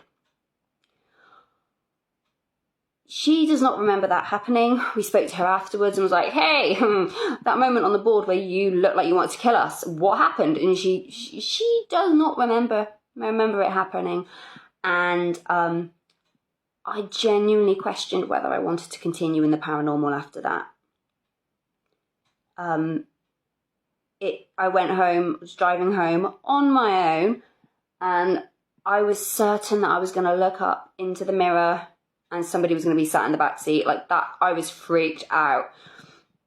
Luckily, nothing like that has happened since in my paranormal journey. Kind of wish it would, but it hasn't. So that would definitely be one of the most terrifying things that's ever happened to me. And you know what? I am, like I said, I'm very rational. The longer I'm in the paranormal, the more I'm questioning things, because I realise that psychology, atmosphere, environment, everything has a big influence on the paranormal experience. So I question my memory. I question whether or not I'm remembering things the right way. But I know at that very moment, her face wasn't her face. Tell me a ghost story that sounds completely unbelievable but is entirely true. I have tried to stitch this story so many times, so I'm literally just going to put the creator's @ in the caption and go from there. A year or so after college, me and 3 of my friends moved into this really beautiful house together that was built like in the late 1800s, early 1900s. It had been completely renovated. The rooms were huge. It was gorgeous. We were so excited. Within everyone's work schedules, I was always the first person home, and I would be home for like 2 or 3 hours before the next person came home. And even though the house was like renovated, it still was kind of like creaky and you could hear people walking around. So I would be at home like after work in my bedroom with the door closed, and it would sound like someone was walking downstairs or walking up the steps. And I would check the group chat and see everyone's locations to see if anyone was home, and then no one would be home. So I kind of started to pick up on like, yeah, maybe there's like some spirit here, but it never felt evil or malicious. And I was just kind of like, whatever. If it doesn't bother me, I'm not going to bother it. And I had talked to my roommates about it because they had mentioned hearing stuff as well when they were home alone, and we all kind of collectively agreed like, whatever, we can live harmoniously with this entity in the house. It doesn't seem scary. So about a year and a half after moving into the house, I ended up getting a new job, and I was working remotely from home. So I was home alone a lot more. And this one specific day, I'm typing away on my computer doing my work, and all of a sudden, all of the lights start flickering on, off, on, off, on, off. And at first I thought, oh, maybe the power went out. But then I recognized that my Wi-Fi hadn't turned off, my monitor hadn't turned off, and my alarm clock was not messed up or anything, like it had not changed. So it was almost like someone was just at the light switch, turning them on, off, on, off. And I had my door closed, so I didn't know if it was like going on throughout the whole house or if it was just my bedroom. I immediately checked the group chat and check everyone's locations. No one's home, so I call my boyfriend and I'm like, hey, you need to leave work early, which this was like around 4:30, so it wasn't like too crazy. But I was like, please leave work early and come pick me up. I'm staying the night at your house tonight. And I told him what had happened, and he does not believe in ghosts whatsoever, nothing supernatural. He's like, I'm sure there's a reasonable explanation for this. And I was like, whatever, please just come over and pick me up. Then I remembered that I had set up a baby monitor downstairs because the previous company I worked for was a baby monitor company, and I had been testing out this specific monitor. And after I had left the company, we ended up just keeping the monitor up, and we were all connected to it via the app because whatever, extra security, right? So I was like, oh, I can probably check the security monitor, but again, I'm home alone, so I was a little scared and didn't want to check it by myself. So I'm going downstairs, and as I'm going downstairs, one of my roommates comes home, and he's a bar manager, so he usually works like all throughout the night, and he's home during the day, and he had just gotten back from lunch. And so I tell him everything that happened, and he thought it was super creepy, and I was like, I'm about to pull up the app and like look at this video and see if it caught anything. And so we immediately pull up the app, and this is what we see on the monitor activity. So as you can see, like on the left side, there's that like weird white blob thing that seems to be like covering up most of our dining room table. And it was just so eerie, but also very reassuring because it just confirmed our suspicions that there was definitely like a spirit or an entity in our home. So as me and my roommate are looking at this picture, my boyfriend walks in through the front door and we show him, and he's immediately like, yeah, that looks like it could be a plastic bag. And we're like, what plastic bag? Like where could there be a plastic bag? And there was a plastic bag like in the back corner of our kitchen, but I'm not like really sure how you could explain it floating to the left side of the dining room and then floating back a little bit over to the right, back to its spot. I mean, that's concerning in and of itself, but to this day, he still doesn't believe it, but me and all my roommates talk about it all of the time. And like, there's some other like really creepy stories that have happened, but I think that and the photo has been like the top story that we've always told. Tell me a ghost story that sounds completely unbelievable, but is entirely true. Okay, so I've got ghost stories for days because my family has been basically terrorized and stalked by a demonic entity for close to 20 years now, but we'll focus on just one for today. This was one of the first major experiences that I had in my childhood home. Scares the absolute shit out of me to this day. So I was about 12 or 13 years old when this happened, and I'll give you kind of like the layout of the upstairs of my house for this story to make sense. So the upstairs of my house was basically like you come up the stairs and there is just one long hallway with all of the rooms jutting off of it. At the top of the stairs to the left is the master bedroom, my mom's bedroom, and then down the hallway there are the other bedrooms that branch off of it. My bedroom was on the right side of the hall at the end, and my older sister's bedroom was at the very end of the hall, like opposite end of the hall from my mom's. So like I said, when this happened, I was probably 12 or 13 years old. I was sitting in my bedroom with my door open, and I was the only one home at the time.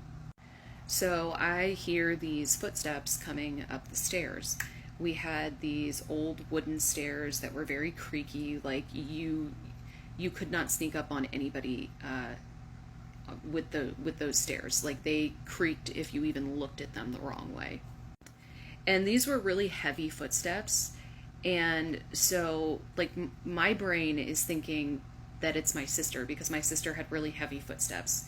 So I'm thinking she must have come home and she's coming up the stairs. And I really was just like a little freaked out, but not paying much attention. And then these footsteps reach the top of the stairs and they just stop. Like somebody is standing at the top of the stairs at the end of the hallway. At this point, you know, the footsteps have stopped for an uncomfortably long time. Like I should have heard my sister walking down the hallway by this point, so I start calling out to her, calling her name, and I'm getting no response. And then all of a sudden, like this is straight out of a fucking horror movie, these footsteps start up again.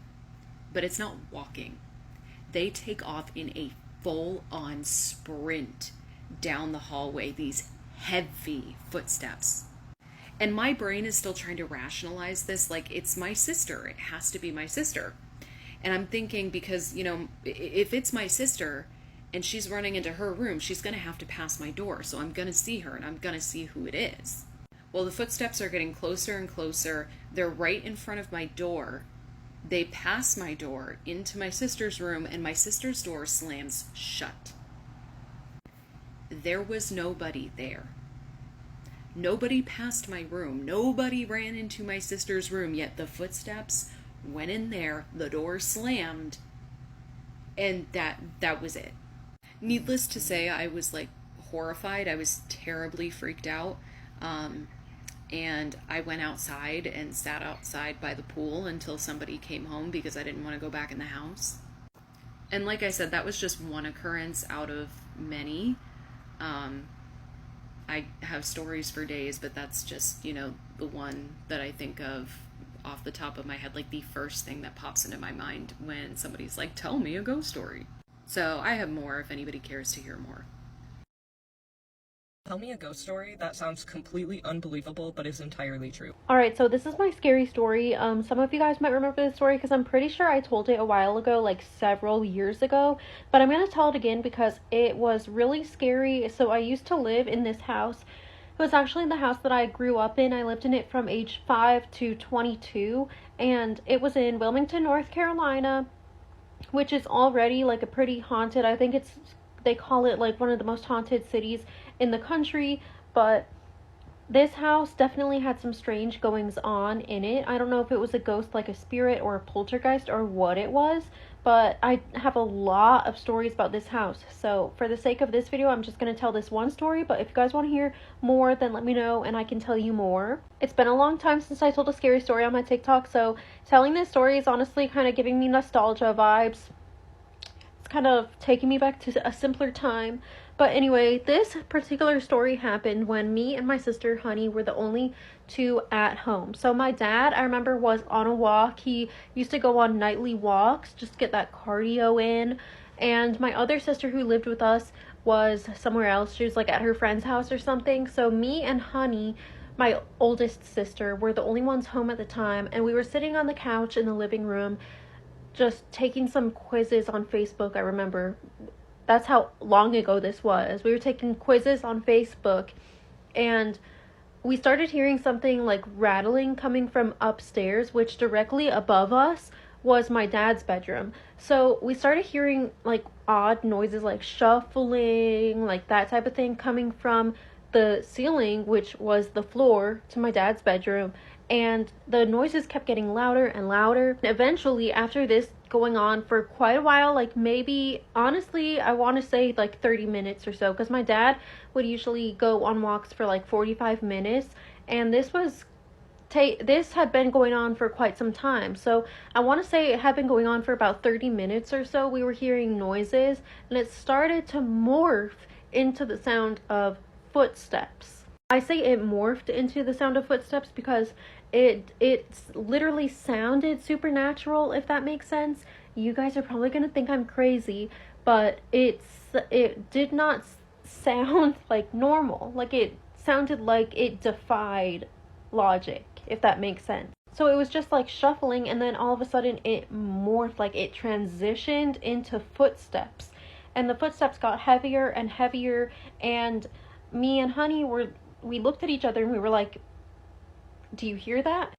And when we said, do you hear that, like right when we acknowledged it out loud, the noises turned into like stomping footsteps. And we weren't doing anything at this moment because all this was happening so fast, and we were pretty young at the time. At least I was young at the time. I was 13, Honey was like 18, and I feel like we just didn't know what to do in that moment, but it turned into like stomping footsteps, and it all happened so fast. And my dad would keep a gate in front of his room because he didn't want the cat to go into his bedroom, but he wanted to keep the door open for like airflow, and our cat was morbidly obese, so he couldn't jump over the gate. So whenever my dad would go into his room, you could hear the gate like moving. It was a distinct noise.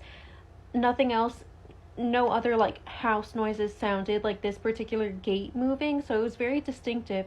And right when we acknowledged it out loud, when we said, do you hear that, it turned into stomping footsteps, and then we heard the gate in front of my dad's door move open, and stomping footsteps came down the stairs. Now, it's important to note that the stairs were right next to us, like the sofa that we were sitting on, it was right next to like the foyer area, and so the stairs were literally right next to us, but they were like winding stairs, so we couldn't see the top half of the stairs, we could only see the bottom half, and our dad's bedroom was right at the top of the stairs.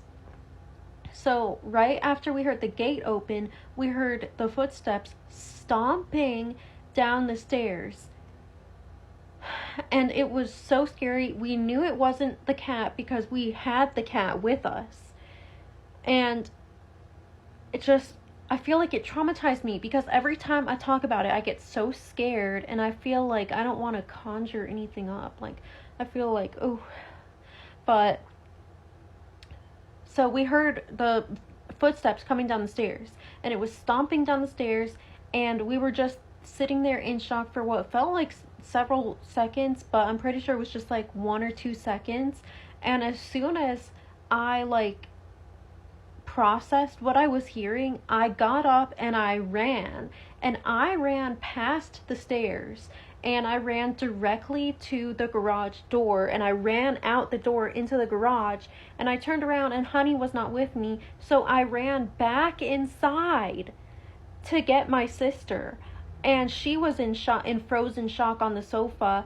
And when I ran back inside to get her, there was nobody there. There was no body to the noise. There was no one there.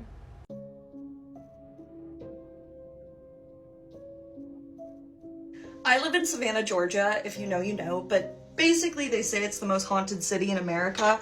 I don't know if I entirely always believed that, but I do now, and I have some good stories, so I'm going to tell you one right now, and I might stitch this and tell more. Anyways, so my sophomore year of college, I moved into an old Victorian home with some roommates, and immediately when we got there, we all knew it was haunted. It was just like a feeling of, you're not alone in this house, there are other people here, whatever, but it never felt malicious or all that scary or anything negative at all. It was like an old man energy, and you would hear him like walking on the floor late at night, and he would always go to the bathroom, and then in the bathroom you'd hear like grunting, and we kind of thought like, oh my god, it's this old man that is just so annoyed that 4 college women are living in his house and like having boys over and drinking alcohol underage, whatever. That's what we thought. And then these coins started showing up in the toilet, and they were always pennies. None of us really carried change. This was also during COVID, so like we weren't having cash on us. Like we just weren't. And we noticed that they were all from the same year. So we had this jar behind the toilet that had all of these coins from the same year. And it was just weird. But we had the plumber come check it out. No one could ever say why it was happening. It just was not something that was explainable. Whatever, right? Other weird stuff would happen in the house. Like we would all have dreams that would kind of correlate to each other, or they were the same dream. And then we would wake up with scratches, and they were not like human or pet scratches. They were like 3 scratches, and we'd all have them in the same spot. And that was really spooky ooky.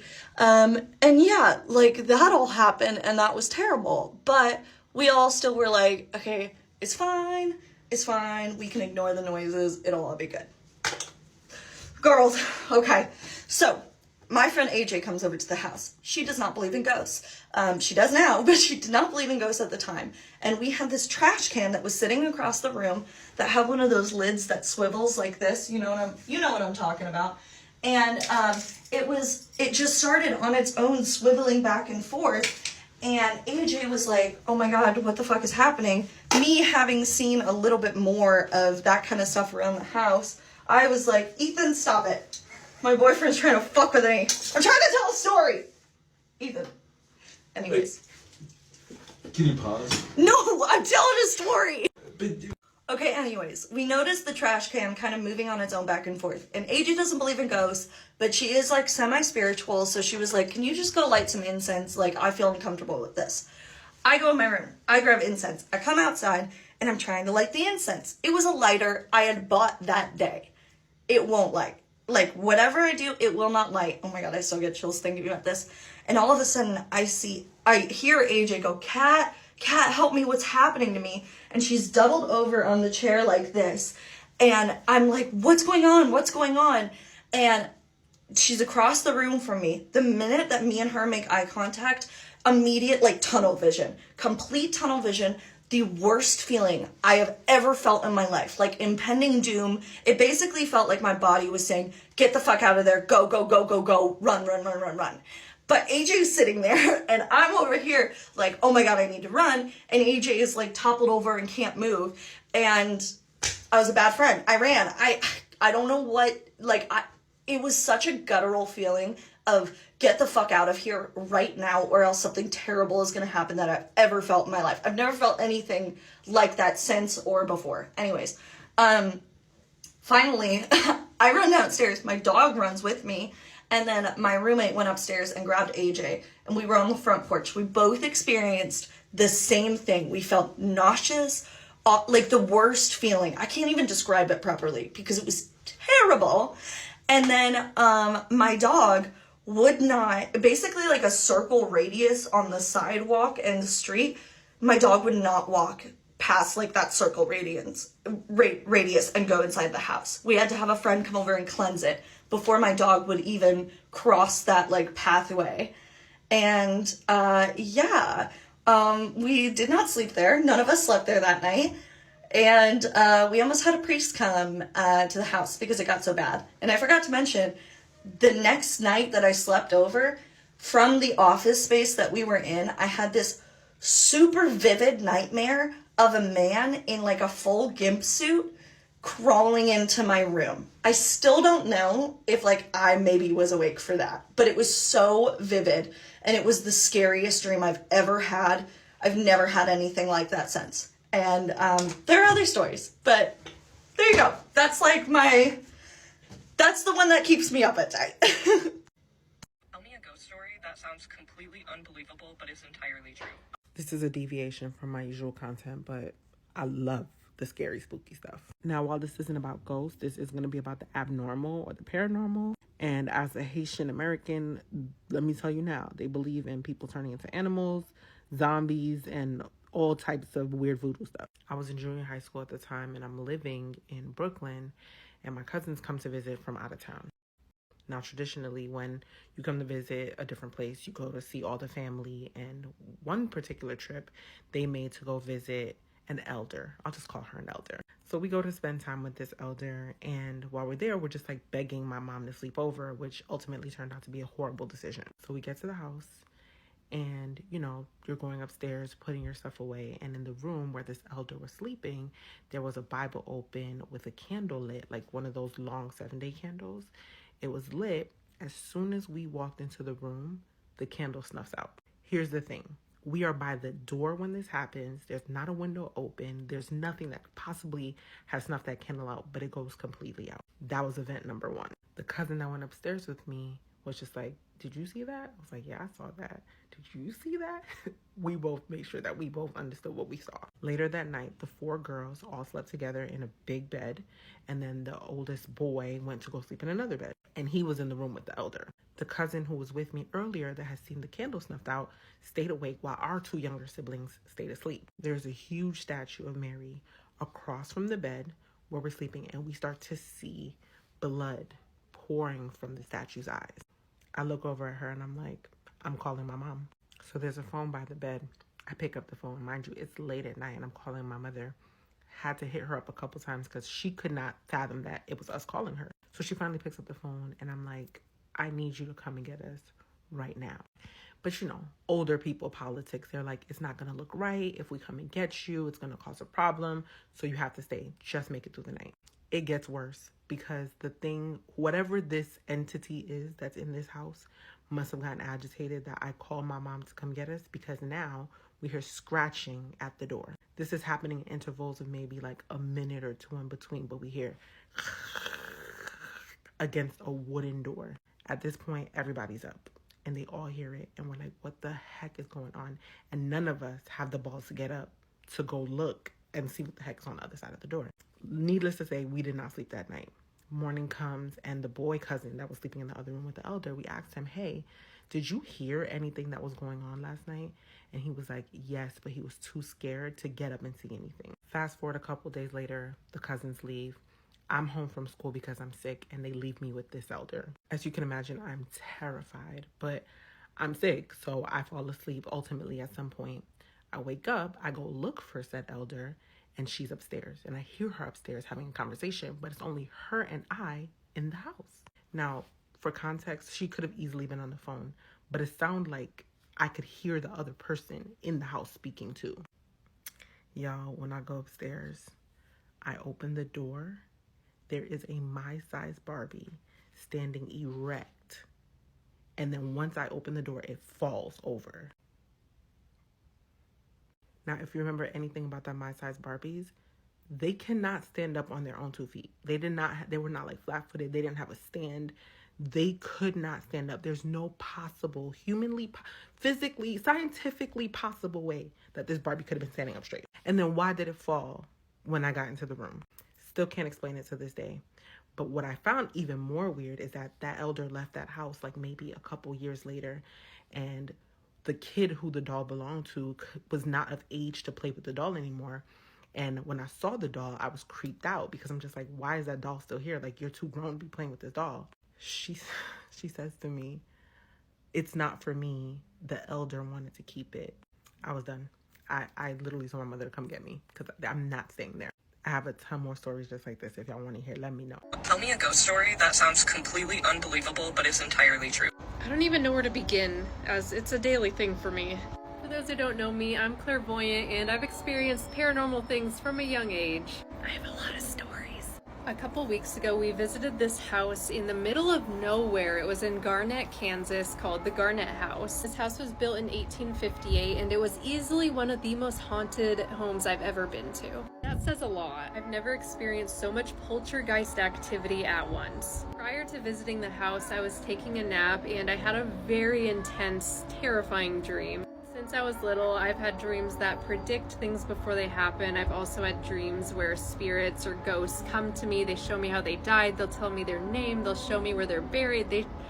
just, yeah. Sometimes I don't know what to do with the information. It just is what it is. This dream was really different though because I was a little girl, but I wasn't me. I was literally somebody else, and I think they were trying to show me what happened to them or what's in the house. It was a little confusing because it wasn't the same exact house, but I had walked upstairs, and I was hiding from this lady that I was terrified of. I knew that if she found me, something bad was gonna happen. So I run upstairs and I hide under the bed, and my heart is pounding. And I see the lady's feet walk by, and I am literally like holding my breath so that she cannot find me. She sits down on the bed next to me, and I try to scoot forward because I was trying to creep out and run down the stairs, and the freaking floor creaks. And as the floor creaked, I knew she heard me, and I remember in the dream I closed my eyes and I just felt the bed rise from above me, like she was lifting it up. And it was this lady with brown hair in this really old-fashioned dress that I've never seen before. And while this was happening, I remember thinking, I'm in a dream, this isn't real, she can't hurt me. And she grabbed me so hard, I felt it, grabbed me by the arm, the back of my head, and pulled me up and like carried me out of the room. And I remember turning and looking at her, and her neck was slit, and it looked like her head was bashed in, and she had cuts all over. She looked very just disfigured, and there was something off. Clearly there was something off. And my friends and I knew nothing about the history. Prior to going to this house, we wanted to go and be surprised and just experience, we just knew it was haunted. And probably about 10 minutes after me getting there, we go upstairs and the craziest shit starts happening. There's this old bed heater sitting by the wall, weighs probably 20 pounds, and all of a sudden it falls over, and our friend was standing nowhere near it. That freaked us out a little bit, and then behind my friend you see this doll just fly off the shelf, and it lands, there's a happy and a sad face, and it landed on the happy face side. So I thought, oh, the spirits are probably happy, you know, that we're here. They were happy, but they were happy to like scare the shit out of us. And then shit hits the fan. We're all a little bit shaken up as to, you know, this thing likes to move things. Okay, we're processing that. And then I see the, you know, those lights that click on and off. I see the thing swinging. So we walk over there to go look at it. All of a sudden, my boyfriend freaks out. There's this ball that flies off the shelf, and then he turns and there's this doll that was sitting on a chair that they believe the doll is haunted. It falls off, the rocking chair starts rocking by itself. He screams, he pulls out his back, injures himself really badly. He could not breathe. I've never seen him in so much pain. And we're all freaking out, so we're trying to get out of there. I was trying to keep my cool. Everyone was screaming. I was like, okay, we need one person to like be chill. So I was trying to keep my cool and set boundaries with the spirits because they were getting at it. It then decides to knock something else off the shelf, and then we were like, okay, we need to get down outside and just breathe. And as we're all sitting outside, there's this entity that's a shadow with a big smile on its face. It walks out of the house, has its smile, and walks back in. It was very pleased with itself. There's a lot more that happened, but after visiting this house, we decided to look more into the history. And this goes back into my dream. Are you ready for this? It turns out that there were multiple serial killers who lived at the home. Well, one of them was an axe murderer and murdered a woman, slit her throat, bashed her head in. Exactly how I described the lady in my dream. There's also a little girl seen throughout the house, so did she have anything to do with that lady who was murdered, or was she just scared showing me what's in the house? I don't know. But to make this even crazier, I caught this all on video. Yeah. And I'll be posting the full video this Sunday on my channel. I hope you're ready. Tell me a ghost story that sounds completely unbelievable but is entirely true. I'll go first. So I was walking my dogs one day, and I was walking them one at a time. So I walked my girl dog first. Say hi, lady. And I noticed that there was a police car at my neighbor's house. So that's pretty unusual because I live in a pretty safe neighborhood. The only time that the police will be called is if something, you know, drastic happened or whatever.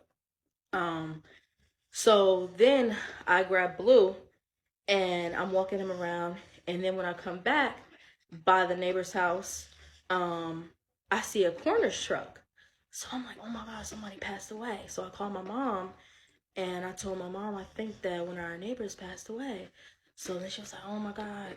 So then I stopped to talk to somebody. They came and we were talking. And then a car drives past, and it was two of my neighbors.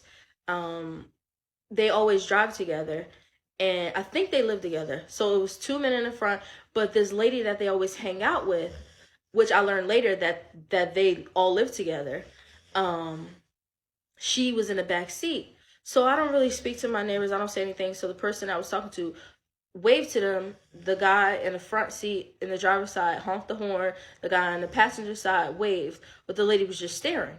So I didn't say anything. I just looked their way. I wear glasses, so everything was blurry to me. So I just looked their way, and I continued to talk to the person I was talking to. So then later that day, the person had told me like, oh, it was a guy that had died. It was somebody in that apartment. I think it was an older guy that passed away. They live in an apartment or whatever. And I was like, oh, okay, like, oh, sorry about that. Like, I hope he lived a good life, you know. So then, tell me why the following day, the person told me that he went to their house and he knocked on the door and he saw the guy. So he said that he got scared, like, wait a minute, what's happening? And the guy says that the lady passed away. The lady, the white, she was a white lady with she had strawberry blonde hair. She was the one that passed away. Yo, I had goosebumps. 'Cause I saw the lady that day driving away in the back seat, just staring. And then I asked him, I said, did you see the lady in the back seat? He said, no. He only saw the guy. He only saw the driver and the guy on the passenger side. I said it was the lady because I had never seen the lady before. I never seen the lady like up close before. I've seen her throughout the, you know, like the neighborhood or whatever, hanging with them, but I was never close enough. And I saw her literally, like she was like literally a foot away from me. That's my ghost story. Me a ghost story that sounds completely unbelievable but is entirely true. I'll go first. When I was 8. Okay, we bought this house about 8 years ago, and we bought it from an older couple, and the husband was in pretty poor health. Their names were Melvin and Violet. And about 6 months after we moved here, I woke up. Some people say I was having a dream, and I heard the door, and I said, hello, and I heard a man's voice say, Vi, is that you?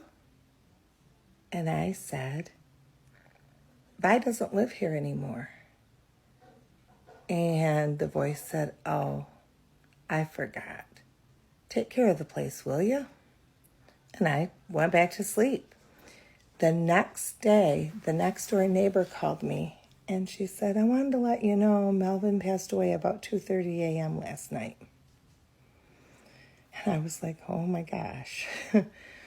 And so then, and I was glad I'd already told my husband about my dream or encounter. And so I had confirmation that it happened before. Well, we have a lamppost on the midway on our driveway. And when we bought the house, Melvin told us the only thing that doesn't work is the lamppost. Well, we wanted to get it fixed, but hadn't gotten in touch with an electrician yet. And one day I jokingly said, oh, Melvin, can you light up the lamppost for me? I've never seen it lit. I'm not kidding. I have pictures on my phone of it lit. I texted to my husband at work. It lit up.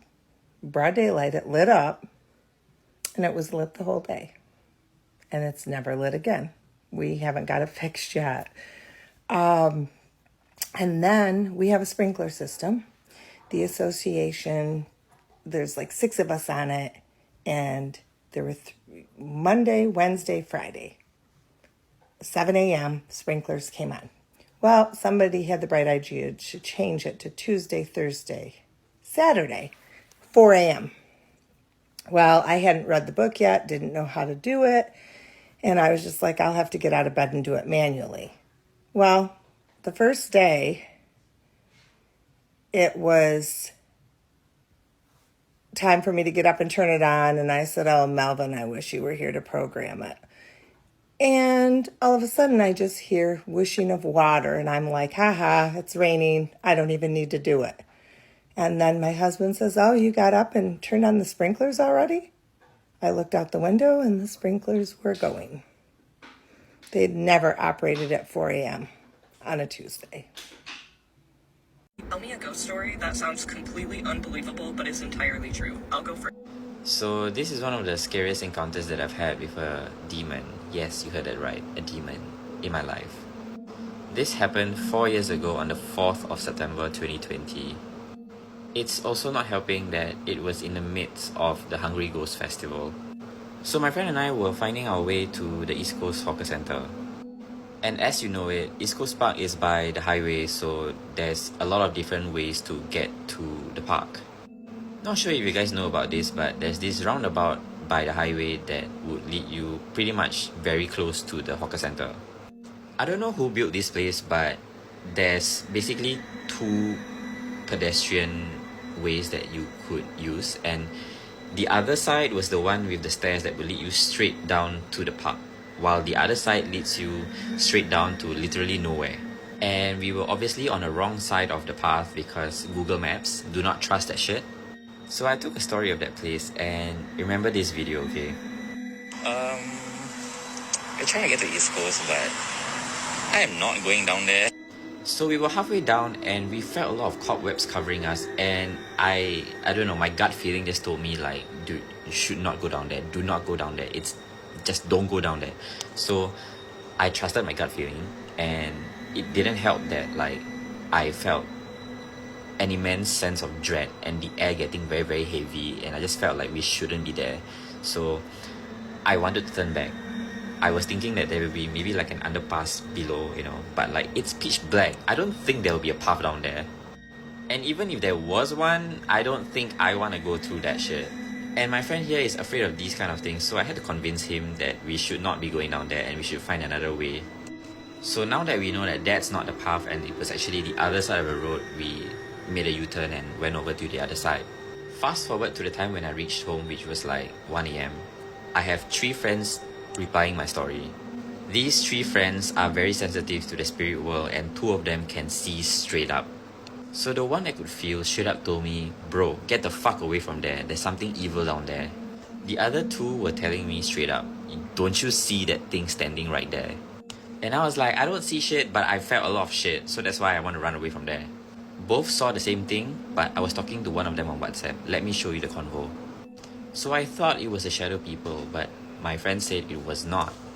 So this is probably the scariest part. See the part when Katrina said she can't really see it anymore, and that she could only see the figure clearly but suddenly could only catch a glimpse of the cloth, and that it really had long hair? Literally right as we were having this conversation, the Quranic verses frame in my room literally just fell right behind me. Now you guys can see that part fell off, right? Let me demonstrate to you what the hell happened, okay?